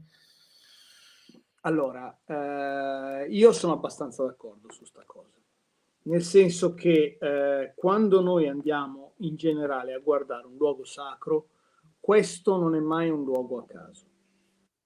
E soprattutto se andiamo a vedere anche dei luoghi sacri moderni, scopriamo che poi sotto c'era un'altra cosa, sotto ce n'era un'altra. Adesso vi faccio un esempio, un paio. Ho citato prima Chartres, cattedrale bellissima, veramente meravigliosa, di un gotico che veramente toglie il fiato, dedicata a Maria, quindi a una figura femminile. Dovete pensare che i costruttori sono stati incredibili. Il piano dell'altare si trova esattamente a metà della distanza tra l'altare e la guglia che è sopra, nella crociera, e la sorgente che è sotto, quindi è profondissima la sorgente, perché sotto c'è una sorgente che era sacra già dai Celti, dove veneravano una Madonna nera. Pensate alle Madonne nere che ci sono in giro per l'Europa, ce ne sono tante, ed erano tutti culti probabilmente legati alla madre terra o a qualcosa di simile, precedenti, che poi sono stati inglobati nella figura di Maria come culto mariano, però esistevano. E questo è un esempio, ma per esempio invece questo che conosco bene in Val Camonica, che mi ha colpito, quando si vanno a vedere le incisioni rupestri c'è un sito che non è proprio facilissimo da trovare, però esiste, è nella zona di Campanine, che si trova leggermente più a sud, cioè più a sud, sotto, perché lì la montagna è cioè sopra e sotto, del paese di Cimbergo, che è un paese un pochettino più su rispetto alla bassa valle, ed è la zona di Campanine. Nella zona di Campanine c'è una bellissima incisione che viene definita la Grande Madre, molto stilizzata, c'è questa figura femminile con le mani aperte, un grandi mani, un grandi piedi, come viene definito in gergo, e ha due figure, un uomo e una donna, sotto le sue braccia, come a proteggerli, no? Quindi c'è questa idea di la madre terra che protegge sia gli uomini che le donne, protegge tutti, no? Ed è bellissimo vedere che tu quando la guardi e guardi verso la valle ti accorgi che esattamente in linea dall'altra parte c'è una chiesa che probabilmente è stata posta su un altro luogo sacro, e quindi anche qui le linee energetiche che venivano usate nei luoghi sacri, e quindi poi questi culti che nel tempo semplicemente si sono evoluti uno nell'altro, perché non è che c'è mai un taglio netto, in fin dei conti c'è una specie di transizione verso un concetto magari più moderno o semplicemente diverso di religiosità, perché insomma l'uomo la spiritualità in un certo senso la sente, lo dicevamo anche prima, no?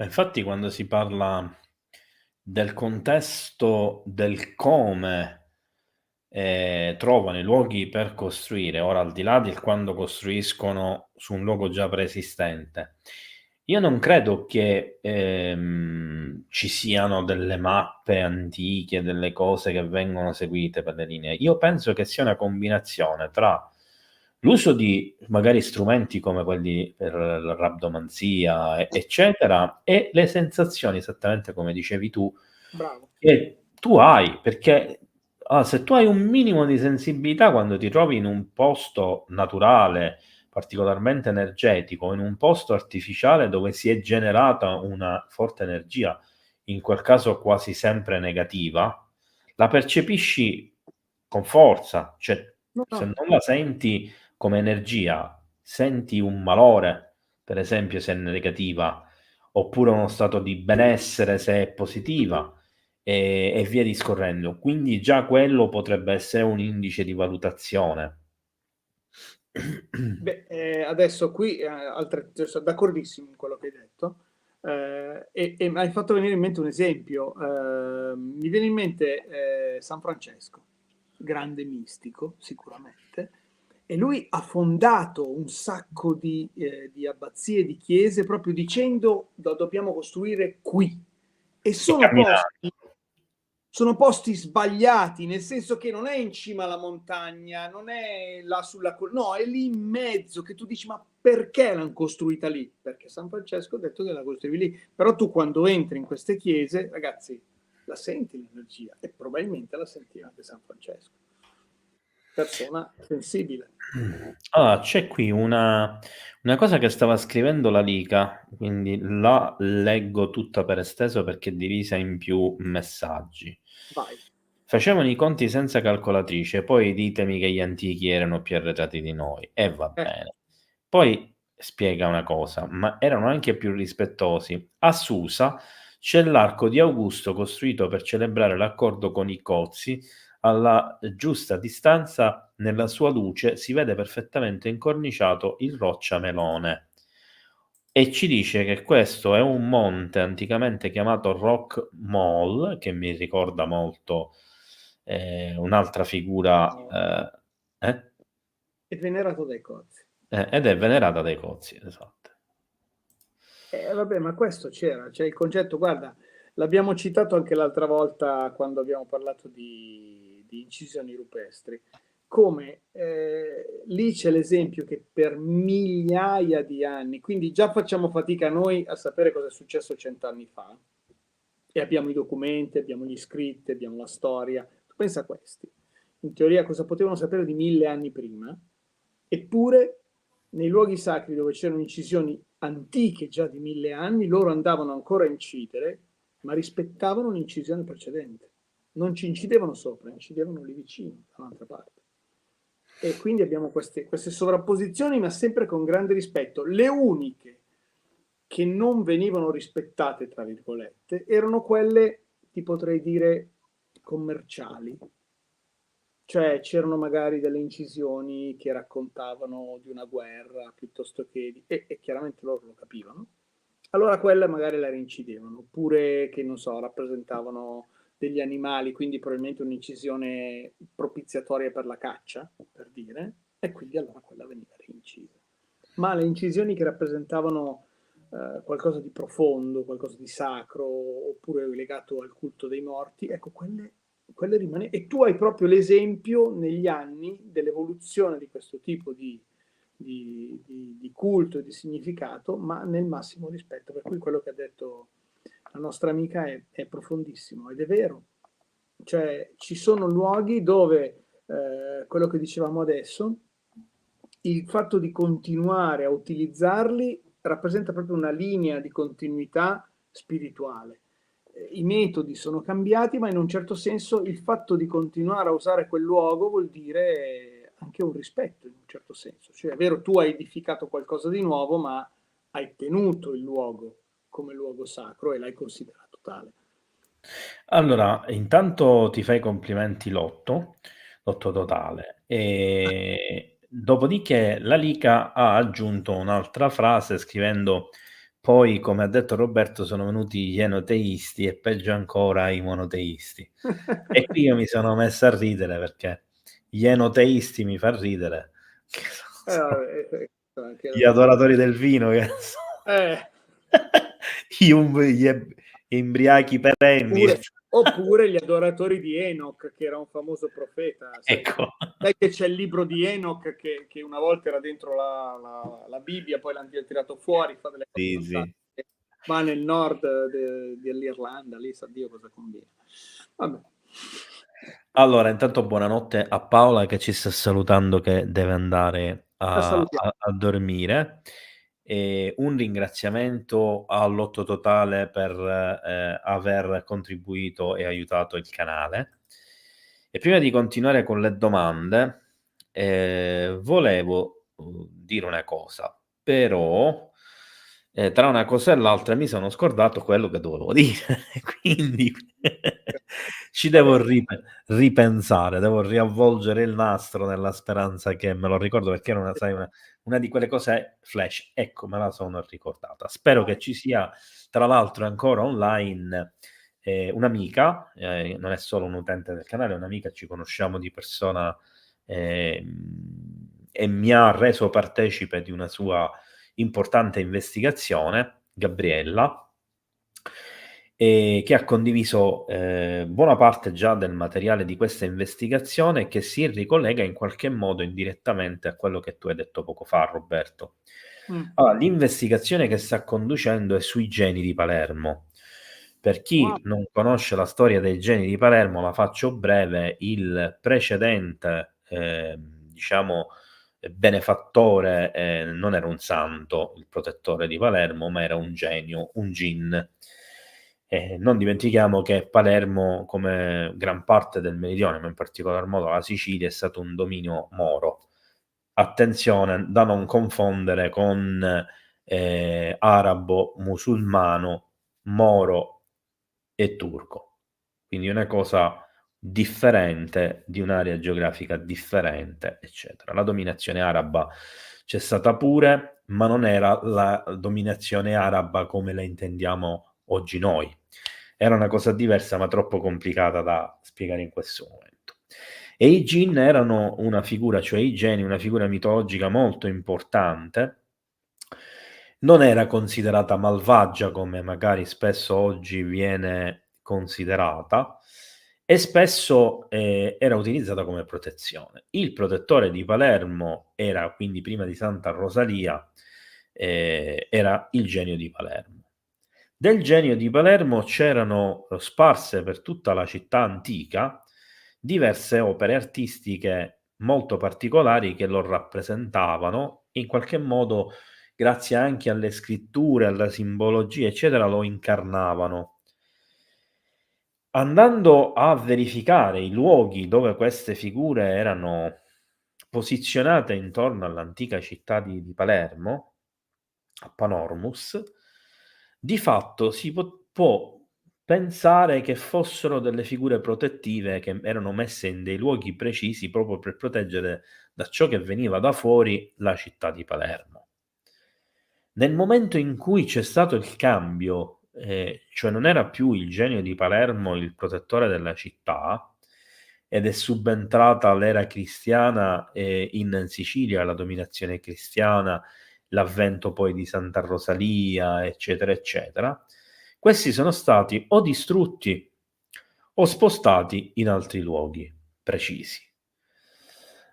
Quello che effettivamente io ho pensato è che questi si trovassero in punti energetici precisi che creavano una protezione energetica della città, che in effetti all'epoca era una delle più importanti città di tutto il Mediterraneo, era una città fiorente, ricchissima, senza alcun problema di sorta, cioè non esistevano le problematiche delle altre città. Cioè in pratica era una delle poche città al mondo europeo intendiamo, e afroasiatico, conosciuto all'epoca, che non avesse problemi sociali, problemi culturali, problemi di povertà, problemi di lavoro, di schiavitù, non c'era nulla, cioè era l'utopia dell'epoca. Dopodiché il cambio porta a un declino graduale, porta all'allontanamento anche del potere, della positività della città, eccetera, e verranno costruite anche delle strutture negative, tra le altre cose. Le poche di queste sculture sopravvissute, fatto eccezione una che si trova, l'unica che si trova nel posto originale, e tutte le altre praticamente sono state letteralmente buttate fuori dalla cerchia protettiva della città e si trovano girate all'opposto di come erano girate prima e allo stesso tempo sono nascoste, cioè sono messe in una maniera tale che nei luoghi di passaggio tu non ti accorgi che c'è il genio di Palermo. E noi sappiamo che in epoca antica si credeva, e chiudo, che l'energia, il potere di una divinità era dovuto alla credenza e alle preghiere di tutti i suoi sostenitori. Quindi non sapere dell'esistenza di, tra virgolette, una divinità, una semidivinità, un'entità, eccetera, non ti porta a considerarla e quindi a dargli quel sostegno che era necessario per dargli e conferirgli quel potere che poi magari avrebbe utilizzato a favore del popolo, che è un po' quello che accade oggi a livello esoterico, occultistico con le egregore, ma anche lì non voglio entrare in merito a questo discorso. E ci tenevo a dire questa cosa perché per il discorso del riferimento dei punti energetici precisi e della capacità che viene conferita a prescindere ora dalla divinità, la scultura, la chiesa, questo e quell'altro, ma alla struttura che gli viene costruita sopra. Bravo. Che darà quindi di conseguenza un'energia o positiva o negativa e via discorrendo. Guarda, questo è fondamentale, mi hai fatto venire in mente tutto uno studio che mi sono fatto tempo fa delle cattedrali gotiche. Belle. E tu sai che esiste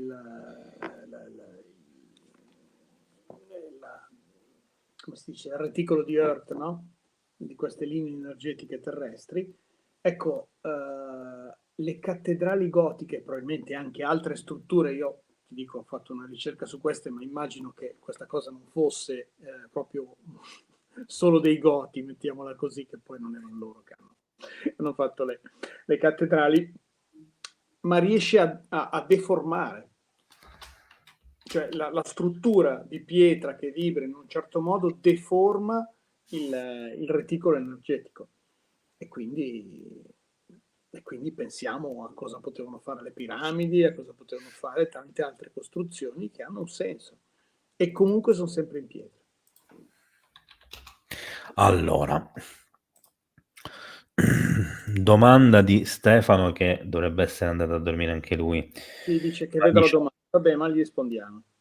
Allora, io intanto gli avevo scritto rispondendo in breve, anzi con un copia e un colla, che la località del tempio scoperto vicino a Göbekli Tepe è Bonkuklu Tarla, a Beaded Field. No, aspetta, adesso la Sud-est cerco della io. Turchia. ed è 1000 anni più vecchia, che non sono pochi 1000 anni. Tu No, te ne 1000 ricordi anni un'altra? no, ce n'è un'altra, aspetta. Perché Göbekli questa era del Tepe. 2019.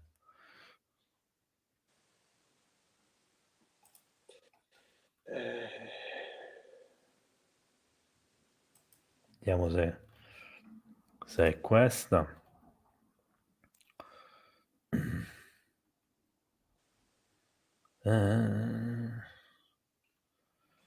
Ma qua si parla di villaggio trovato vicino a Göbekli Tepe.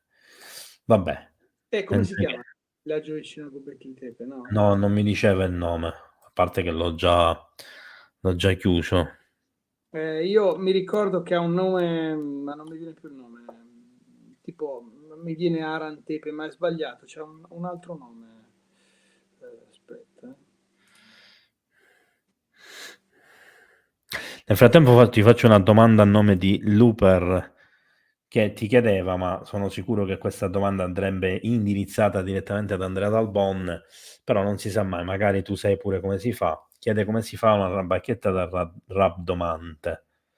Allora, tecnicamente sì, nel senso che ad esempio lui ha fatto questa cosa unendo due fili metallici molto sottili. Il problema è che tipo di filo metallico, su quello devo chiedere al buon Dalbon, dopodiché lui l'ha unita con una parte, credo fosse acciaio inox, o comunque qualcosa, non vorrei dire una porcheria, ha unito questi due fili, li ha messi praticamente con due impugnature in modo che fossero, come si potrebbe dire, indipendenti, cioè se tu la tieni in mano, questa cade, cioè non sta su. E quindi quando tu ti avvicini a una cosa energetica, il fatto che vedi che sale, capisci che sente l'energia. Quindi... Che poi era la stessa cosa, adesso se qualcuno ha provato ad avere in mano la classica bacchetta rabdomante, che invece è un ferro a L, di solito di ottone o di rame, comunque metalli che portano molta energia, tu li tieni senza stringerli e effettivamente tu camminando vedi che queste bacchette si allargano e si restringono a seconda dell'energia che incontri e lì sta la tua sensibilità e capire un attimino come funziona. Allora, la Liga ci suggerisce Karan Tepe. Karan Tepe, brava. Ok, hai visto? Ne siamo venuti a Vedi che sapere. Grazie alla delle Liga. risorse che ci ascoltano. Bravo, Karan Tepe. Karan Tepe. Faremo un approfondimento prima o poi su questo Hai argomento. voglia, si potrebbe fare una puntata intera su Göbekli Tepe. Allora, Maya ci chiede: vorrei sapere se è vero che le piramidi di Montevecchia siano considerate le più antiche al mondo e perché in Italia ce ne sono poche. Allora, cominciamo con l'inizio. Più antiche al mondo, parola grossa. Prima di tutto per quello che hai detto anche tu prima. Se viene considerato che ce ne sono 300.000, aveva detto? Sì. Hai voglia, quante ce ne sono in giro e quante vecchie ce ne sono. Per cui sono considerate molto antiche, questo sì, sono d'accordo, perché se ragioniamo con i termini che io ho così velatamente detto, potrebbero essere piramidi, dico una bestemmia, del 20.000 avanti Cristo, forse anche precedenti. Quindi pensate, cioè, non è neanche concepibile l'antichità. Se poi sono state fatte prima dell'inizio dell'ultima era glaciale, andiamo indietro a un tempo Tanto. che forse c'era ancora in giro qualche Neanderthal, per cui, perché sapete che il Neanderthal non è un nostro progenitore, è un cugino e probabilmente abbiamo contribuito noi all'estinzione, però vabbè, anche qui c'è da ragionarci sopra. E più o meno gli ultimi Neanderthal sono scomparsi dal 40 al 38.000 avanti Cristo, circa. Questa è la cosa ufficiale. Detto questo, questo per l'antichità delle piramidi. Che ce ne siano in giro per il mondo, mi sembra fosse la seconda parte della domanda. E che ce ne sono poche in Italia.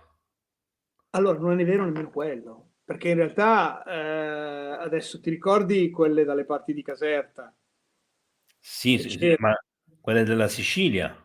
Bravo, cioè ce Sì, ne sono in ce ne giro. sono 16 Ecco, il conosciute. problema è che anche lì sono tutti luoghi così, non ufficiali, ma ufficiosi, mettiamola così. Per cui ci sono delle strutture in giro, poi non vengono considerate. In realtà ce ne sono molte. Questo fa molto pensare su quanto potesse essere diffusa questa cultura o queste culture. A questo punto.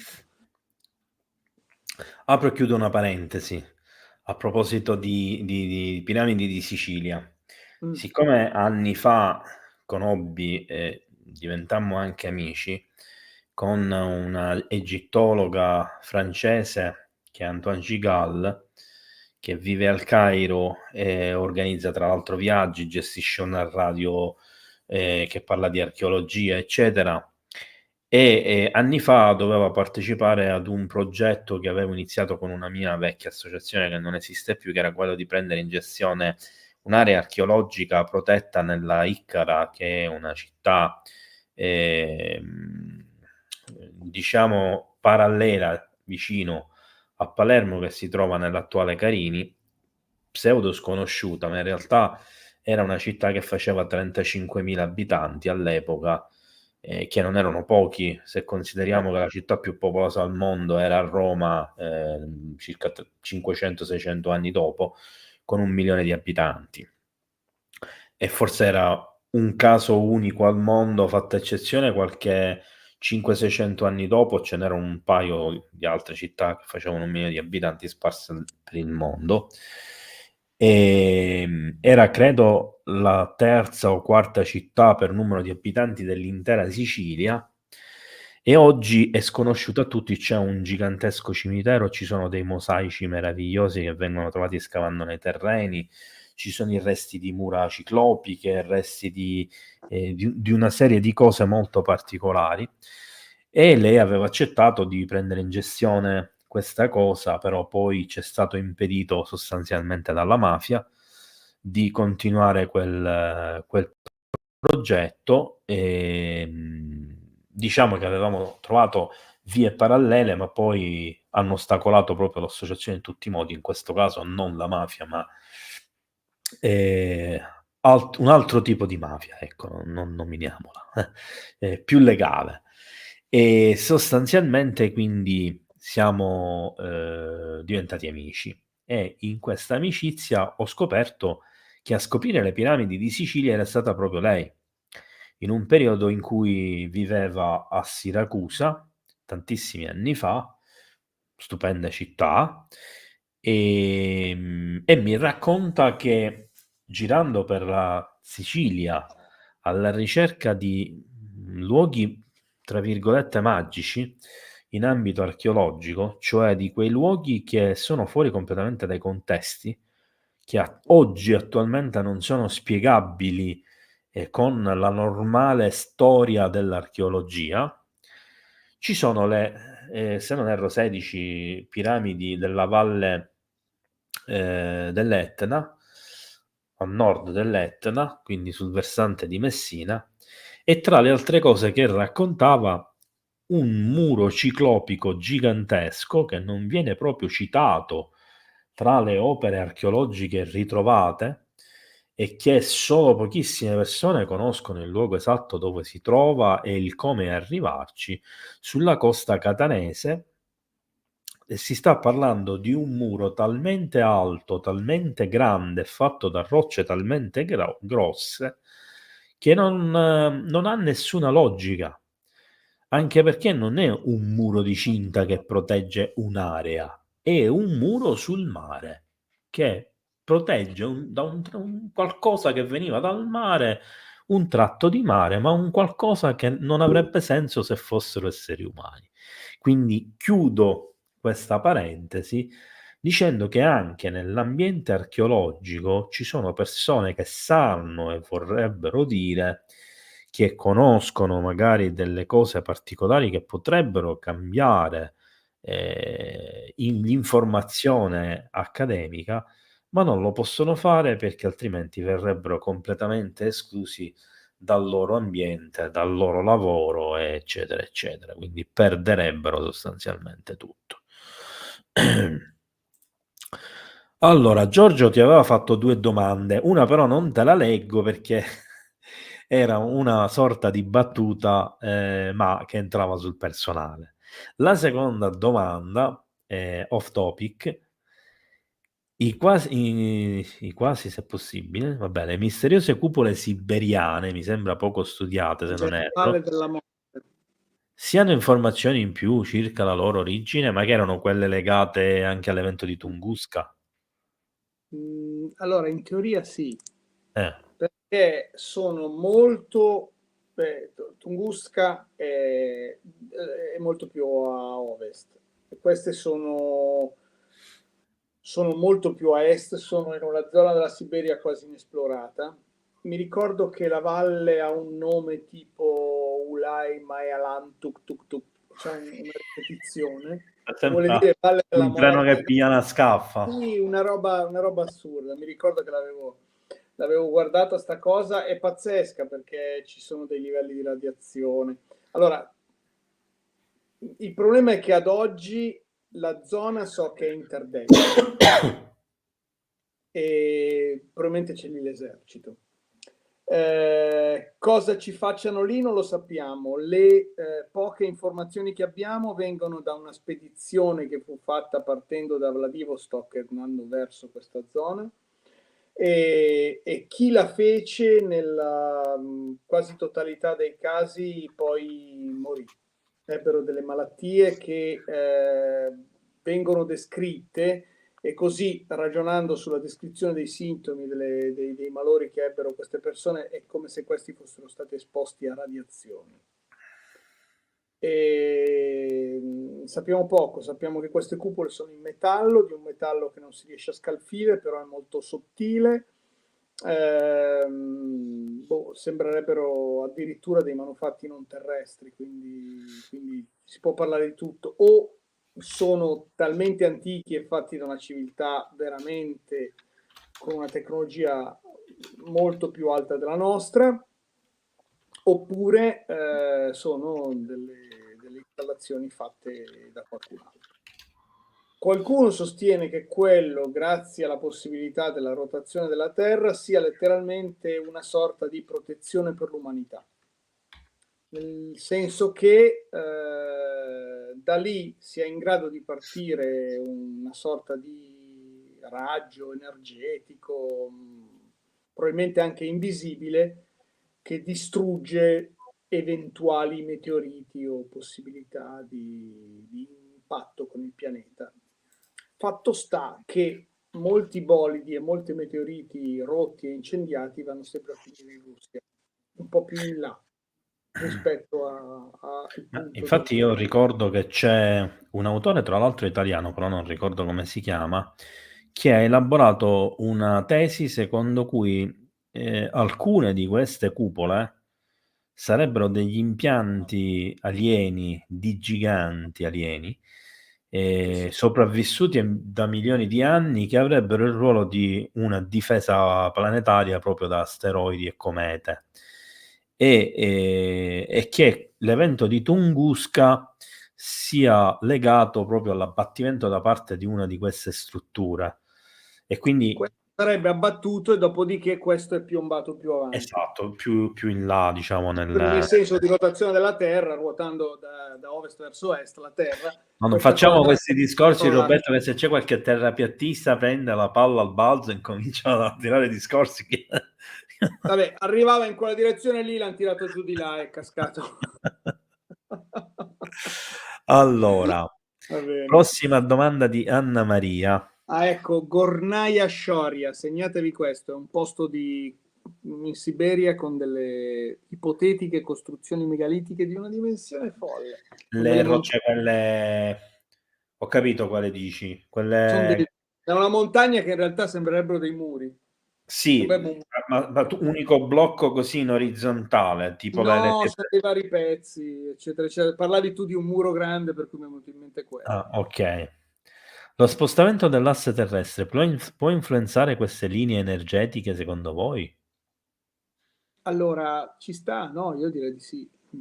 Perché se pensiamo che l'asse terrestre, sapete che fa questo movimento ogni 6.000 anni, no, 3.000 anni. Ciclo della precessione degli equinozi, non mi ricordo se è 3 o 6. Drammatico in questo momento, un errore, sarà l'orario. Per cui adesso noi in questo momento il nord punta verso la stella polare, però a metà del ciclo dall'altra parte punterà verso Vega, per cui cambiano. La posizione dell'asse terrestre si muove. E perché si chiama precessione degli equinozi? Perché fa un movimento retrogrado, adesso spiegarlo è piuttosto complicato, comunque fa sì che l'equinozio avvenga un attimino prima ogni volta che la Terra gira intorno al Sole. Allora, se avessi un arancio e uno spillo, uno di quei ferri da calza, vi farei vedere per benino come funziona. Magari una volta lo facciamo, così spieghiamo come funziona. Allora, Ninja a Gornoia, Sharia, ci sono Gornaia, mazzi come quelli di Baalbek. anche di più ti potrei dire. E io infatti mi ricordo proprio Impressionante, mastodontici, sì. Allora, nel piccolo a me è capitato di andare a vedere un ipotetico muro megalitico sulla Bergamasca, dalle parti di Lizzola, quelle parti lì. Non mi ricordo come si chiama, che è il muro delle Cornacchie o la porta delle Cornacchie, qualcosa di simile. Però ecco, onestamente sono andato su a vedere fino in cima, beh, impressionante, però ti direi che questo è di origine naturale. E invece se ti capita io ti consiglio di vedere quello di Alatri. Beh, quelli di Alatri, tanta roba, eh. E Alatri, tra l'altro, c'è il mistero delle finestre, delle porte, anzi, alte nelle mura. Sì. E poi non lo sa praticamente nessuno, ma a Erice, in Sicilia, bellissima località medievale. No, Erice ci sono stato anche, sono stato fin su in cima al monte in bicicletta. E ci sono le mura megalitiche. Solo che le mura in bici e non ho visto le mura. No, le hai viste. Sì, no, le hai viste, ma non sapevi dove guardare. Perché le mura megalitiche sono state inglobate dalle mura della città. Quindi tu le vedi come mura della città, ma se sai dove andare a guardare e le percorri a piedi tutte, ti rendi conto che ci sono pure, tra l'altro, dei cartelli che indicano che sono mura megalitiche la cui costruzione potrebbe essere imputabile ai, come si chiamano, a quelli che erano nemici dei greci, che erano i Fenici. Sì, Fenici. Potrebbero, perché non si conoscono le origini. Inoltre le mura erano talmente grandi e andavano solo in una direzione, anche in questo caso come in quelle di Catania, che non si capisce la logica, cioè del cosa proteggessero da chi. Perché tu costruisci una città fortificata su un pizzo di montagna, le mura ce le fai tutte attorno, non solo da un lato. Certo. Proprio non hanno senso, non hanno Comunque questa te la do così come notizia in più. Non ho visto le mura, ma ho mangiato un pane cunzato che te lo raccomando. Il pane cunzato scommetto che non l'hai mangiato proprio a Erice. No, c'era, ma se avevo scoperto che c'è in giro per la Sicilia, ognuno poi lo cunza un po'. Vabbè, no, perché il pane cunzato più famoso della provincia di Trapani è a Scopello. Perciò i faraglioni. L'ho preso, me lo ricordo, lo prendemmo a Erice da un panettiere che poi la cosa pazzesca è che te lo fa il panettiere, tu dici ma com'è possibile? No, ma a Erice ci sono i più buoni dolci di pasta di mandorle, secondo me, del mondo. Quello posso confermare. Fatti artigianali quelli originali da 2 signore che allo stato attuale, se sono ancora vive non lo so perché non ce l'ho un paio di Io ero anni, andato in una avranno pasticceria. non meno di 90 anni l'uno e Wow. sono là ancora nel laboratorio a fare i dolci con le loro mani, solo che per servirti al banco ci stanno 25 minuti per farti un vassoio con 3 dolci. Posso dire, dai, Dai, si scherza e l'orario si sdrammatizza. Dai, andiamo verso la conclusione. Ci sono vai, le con le ultime, credo, 3 domande. Dai. Se non ne arrivano altre. Allora, in un servizio televisivo, dice Giuseppe Viti, sentivo dire di una data 2 agosto 2028 come uno spartiacque tra gli avvistamenti e il vero contatto. Per caso avete notizie o sono le solite chiacchiere da bar? No, Devo qui essere lascio rispondere a sincero, te perché io non ho elementi. devo essere sincero, secondo me non sono neanche 4 solite chiacchiere del bar, c'è proprio una cosa Guarda, detta da così. Stavo pensando, sai che c'è tutta la famosa storia che probabilmente si sono sbagliati col famoso 2012 dei Maya. Qualcuno dice che sia un po' più in là, non ti saprei dire. Ma tu sai benissimo che tutta quella baradan fatta nel 2012 era per vendere libri e quant'altro, perché non è mai stato detto e tradotto da nessuno che sia la fine del mondo. Guarda, adesso te lo garantisco, io in una delle mie prossime dirette ti faccio vedere che noi io avevo fatto una maglietta. 2012 io c'ero. Bella, mi piace sta maglietta.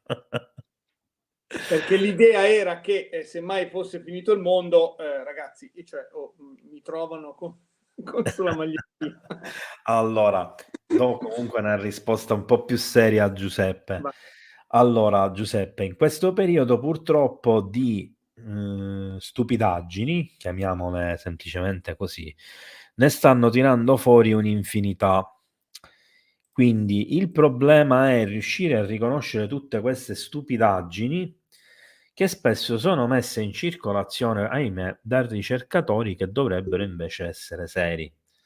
Per esempio, in questo periodo sta circolando la voce, ovviamente non dico chi l'ha messa in giro, che il telescopio spaziale più importante che abbiamo noi in orbita in questo momento, che è il, come si chiama? Sì, non è più Hubble l'altro. Web qualcosa. Anch'io adesso, ma non mi viene. E avrebbe individuato un'astronave in avvicinamento che già ha cambiato più volte la rotta e via discorrendo. Si tratterebbe addirittura, cioè proprio già l'hanno visto, ci hanno fatto quasi il film, una città pianeta, cioè un'astronave città che si sta spostando e che arriverà fra 2 anni nel nostro mondo. Non è una notizia vera, non esiste una fonte verificabile di questa informazione, così come per esempio la notizia che sta circolando che sempre lo stesso telescopio avrebbe individuato delle luci imputabili a città sulla superficie del pianeta a noi più vicino, che si trova a Proxima Centauri, a circa 4 anni luce da noi. Anche questa notizia non è vera, seppur sia basata su una notizia invece reale che riguarda il pianeta, ma non ovviamente le luci di una città sulla sua superficie.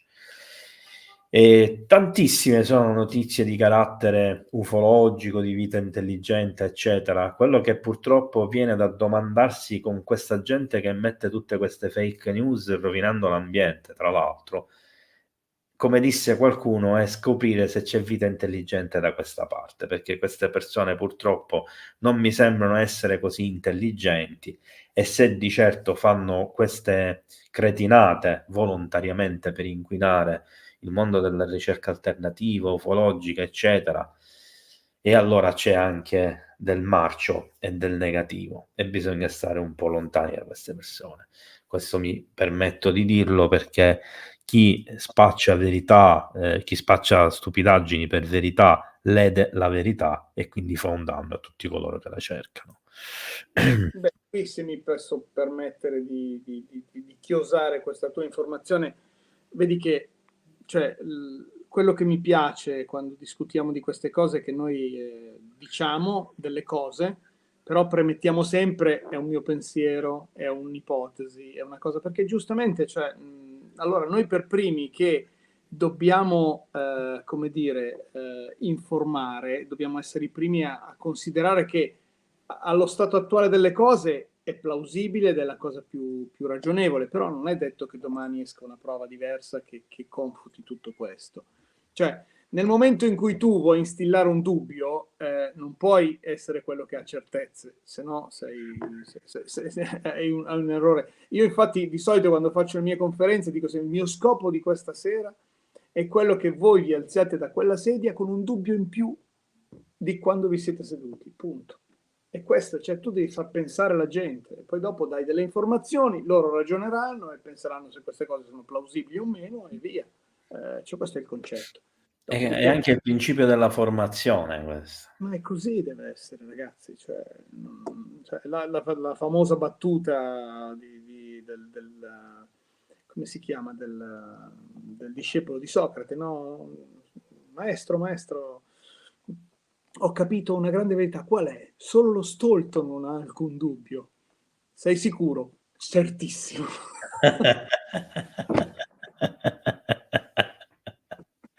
Bellissima questa. Allora, dai Roberto, ci sono le ultime 2 domande. Allora, una riguarda Aleister Crowley.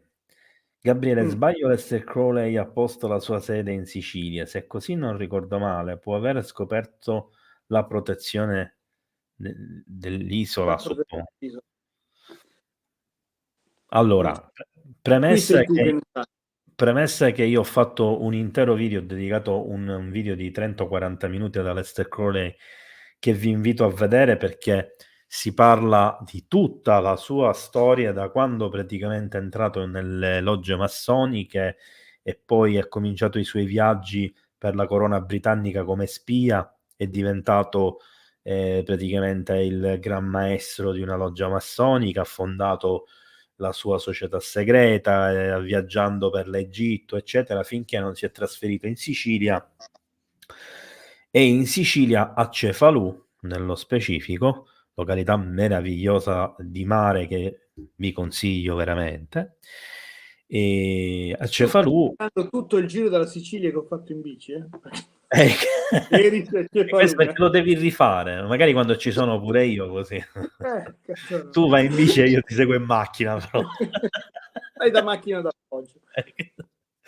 Praticamente trova questo luogo che diciamo è alla base di un costone roccioso dove si trova il tempio di Diana, che tra l'altro è il luogo dove poi si riuniscono quelli della Golden Dawn. Morale della favola, quindi anche in questo caso utilizza un luogo energetico precedentemente esistente. Stavo per dirlo anch'io, guarda caso è andato proprio lì. E con delle energie precise per degli scopi precisi, tra l'altro. Ha la fortuna di acquistare per una miseria una struttura decadente, la rimette a nuovo, anche se lì la sua rimessa a nuovo potrebbe essere considerata una forma di decadenza ancora peggiore, e lì comincia la sua storia in Sicilia a cavallo tra diciamo culto, società segrete, misteri, persecuzioni, rituali e di conseguenza accuse, fino all'espulsione da parte del governo fascista che lo ha cacciato letteralmente a pedate perché era accusato di pedofilia, di riti con bambini, femminicidi, omicidi, che beh, sono sempre omicidi alla fine, infanticidi, eccetera, fino a raggiungere un numero, si stima dagli scritti britannici, di oltre 50 casi pendenti sulla sua testa, che gli furono condonati dalla corona britannica in cambio dei suoi servizi per contrastare durante la seconda guerra mondiale la guerra occulta esoterica da parte dei cavalieri neri dell'SS nazista, eccetera. Ma ovviamente qui si apre tutto un altro scenario che sarebbe argomento da trattare per future live. Quindi in risposta della questione che lui conoscesse dei punti energetici, forse anche delle protezioni della Sicilia, è plausibilissimo, perché comunque era uno studioso, era un ricercatore, aveva studiato per tanti anni al Cairo, in Egitto, e molti non lo sanno, ma c'è un legame strettissimo che, se riuscissi a invitare la mia amica Antoine Gigal qui in trasmissione, ne potremmo discutere, che lega la Sicilia alla capitale dell'Egitto, al Cairo. Tanto che, secondo una determinata tradizione, fu un siciliano a dare il nome alla capitale d'Egitto. Chiusa questa parentesi che sembra quasi una cosa da megalomane siciliano, ma non è così, ve lo posso assicurare. Riguardo ai punti energetici di Palermo, in specifico quindi quelli del genio, dubito che Aleister Crowley possa averci avuto a che fare. Lo escluderei, non lo posso escludere definitivamente, questo è poco ma sicuro. Allora, vediamo per ora questo. Sono andato a cercarmi una cosa perché mi è venuto in mente. Infatti uno dei posti che sono andato, vabbè, io qui nel nord Italia non arrivo fin giù là, a parte che vado in bici, si dice che abbia cercato tra i vari posti una villa che viene considerata maledetta, che è la Casa Rossa, che è in Valsassina, dove pare abbia soggiornato per qualche tempo. Però dopo averci dormito per qualche tempo, pochi giorni a quanto sembra, ha deciso di andarsene perché non era un bel posto. Io ci sono stato personalmente in questa casa e lì di fianco alla strada ci si può entrare da dietro senza troppi guai, e posso dire che tira un'aria che non mi piace, veramente un brutto posto. Beh, molti di questi luoghi sicuramente non sono positivi. La stessa abbazia, poi le cose che ci combinano spesso. appunto, l'abbazia Telema dove si trovava, cioè, la sede del tempio, diciamo, di Aleister Crowley, è ad oggi un luogo dove vengono fatte messe nere, dove si riunisce la Golden Dawn, dove ci sono presenze inquietanti, cielo sfacelo più totale, e tutta una serie di cose che sono accadute, ovviamente, che non rendono il luogo sicuramente pacifico e positivo a livello energetico. Sto leggendo che molti nella chat dicono che hanno i tarocchi di Crowley, sono sicuramente potentissimi, sono sicuramente bellissimi, ma attenzione, perché dietro ogni mazzo, e qui ovviamente poi lascio la parola eventualmente a Roberto, che questa è una delle sue materie di interesse, con cui faremo tra l'altro una puntata ai primi di Ma le novembre. becchiamo tutte stasera quelle. Attenzione, perché ogni mazzo di tarocchi, ripeto, ha una valenza e non tutte sono probabilmente, almeno all'origine, positive, perché i tarocchi di Aleister Crowley nascono in un contesto assolutamente negativo e non positivo. Sono d'accordo.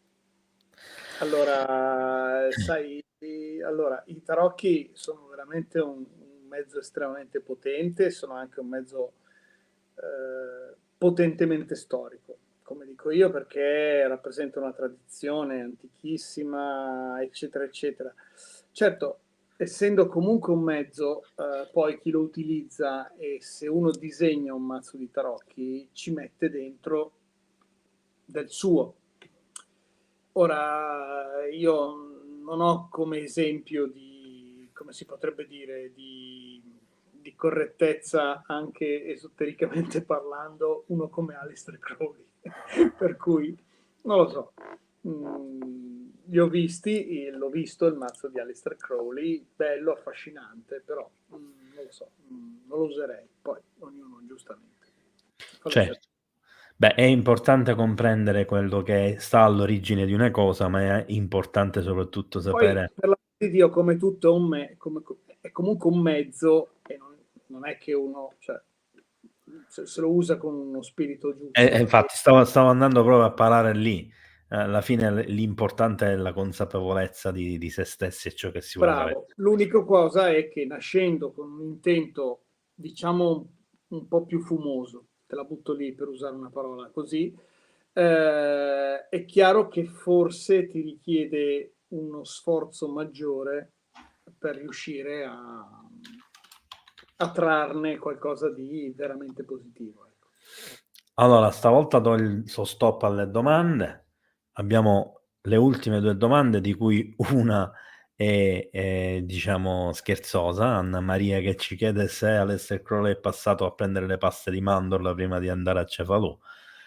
Diciamo che forse gli veniva un po' scomodo perché dall'Egitto doveva fare una deviazione, prolungare la strada fino a Trapani, salire No, pare che sia sceso, perché se è stato qui alla Casa Rossa dei Vecchi era su e poi dopo è sceso, perché qui dice che è arrivato dopo a Cefalù.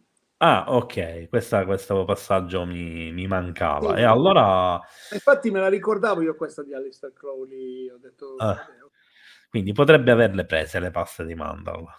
potrebbe, magari ha attraccato a Cefalù venendo, sai che poi c'è il porto. Allora, nel misterioso deserto del silenzio in Messico, che sia un campo energetico o qualche portale? Allora lì sì, tanta roba, nel senso che la zona del silenzio è un posto davvero strano. Hai sentito parlare? No, sì, quella lì in Messico. Se non ricordo male ce n'è anche una seconda, sai, negli Stati Uniti. Sì, sì, dovrebbe essere, ne ho sentito parlare, dovrebbe essere sì, la solita zona lì, Utah, quella zona lì dei deserti, almeno che avevo capito io. Allora, vabbè, qui mi viene per forza farla un po' lunga. E il silenzio è completamente innaturale, perché Assenza di dove rumore. vai, l'assenza di rumore è inquietante. E qui ti posso raccontare quello che forse te lo ricordi, è capitato a me e ad Andrea in Valmalenco di essere veramente avvolti da una bolla di silenzio e capisci che sta succedendo qualcosa di strano, che non è normale, che di colpo non ci sia un uccellino che canta, non ci sia un filo di vento, non ci sia niente. E c'è proprio un silenzio che quasi assorbe la tua voce. È pazzesco. Quindi quando sei di fronte a una zona del silenzio, anche temporanea, c'è in atto un fenomeno, qualcosa di strano, è un dato di fatto. Zone dove questa cosa succede in maniera più importante, vabbè.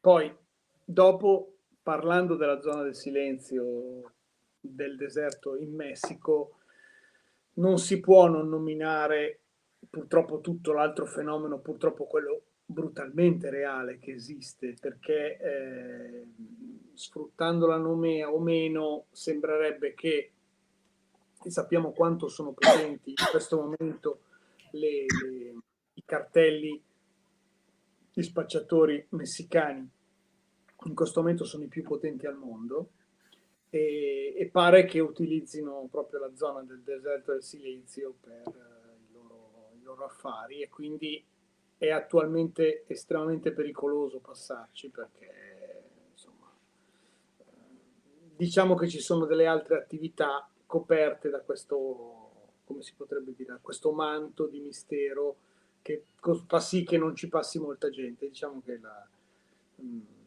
più possono agire indisturbati e meglio è, e sembrerebbe, questo l'avevo letto in alcuni articoli, che ci si siano proprio installati per questo motivo, il che ha reso ancora più, tra virgolette, pericoloso attraversarlo o andarci, e quindi molta gente che sembrerebbe sia sparita in questa zona probabilmente non è dovuta a qualche abduction o a qualche fenomeno esoterico, ma brutalmente a qualche fenomeno molto, molto terra a terra. Ecco. Beh, in Sud America purtroppo, anche se il Messico in realtà è Centro America, ma diciamo che io lo considero come Sud America, in quanto sotto gli Stati Uniti lo considero totale. Erroneamente, attenzione, però mi viene spontaneo. Le località dove purtroppo avvengono crimini efferati, ma anche crimini assurdi, Sì. per recuperare per esempio il grasso delle persone e cose di questo genere, come vendita proprio di cose, organi, eccetera, eccetera, sono all'ordine del giorno e sono veramente uno degli aspetti più terrificanti di questa umanità e di questo mondo. Allora, signori miei, è giunta l'ora. Giunta. Arriviamo alla conclusione di questa puntata e come avevo detto prima stop alle domande, quindi non scrivete null'altro in questo senso. Come sempre, prima di andare vi ricordo semplicemente 2 cose importanti: il sito internet UFO e Misteri dal Mondo, passateci dove trovate i miei articoli eccetera, su www.statodiemergenza.com, l'email di servizio per gli avvistamenti UFO eccetera, ufo-avvistamenti@virgilio.com, e ovviamente vi ricordo che ci sono attivi gli abbonamenti, le donazioni per aiutare il canale, e che il Salotto dei Misteri va in onda ogni martedì. Lo dico sempre, ma c'è sempre qualcuno che all'ultimo momento mi dice: ma stasera c'è la live, oggi è martedì. Sì, c'è la live il martedì, c'è la live il venerdì, e a meno che, facendo corna, io ho qualche problema serio, che sto male, anche se dovesse mancare, non in senso peggiore del termine, l'ospite, perché per motivi X all'ultimo momento non può essere presente, io farò comunque la puntata, tratterò comunque un argomento, oppure sarò a vostra disposizione per le domande. Detto questo, non dimenticate di sostenere il canale soprattutto con i vostri like e il vostro feedback i video, come in questo caso. Se avete domande non esitate a farle, sia per me che per Roberto. Grazie Roberto di essere stato ancora una volta pazientemente qui con noi, e grazie naturalmente a tutti coloro che sono stati online, in live, in chat e quelli che vedranno il video dopo. Grazie a te e grazie a tutti. Un abbraccio a Roberto, un abbraccio a tutti voi, buonanotte, ci vediamo con il prossimo video, cioè mi vedete con il prossimo video, ci vediamo nella prossima live. Io prima o poi dovrei ritornare, sono recidivo. Sì, decisamente. Quindi Ciao a ritornerò. tutti, buonanotte. Ciao.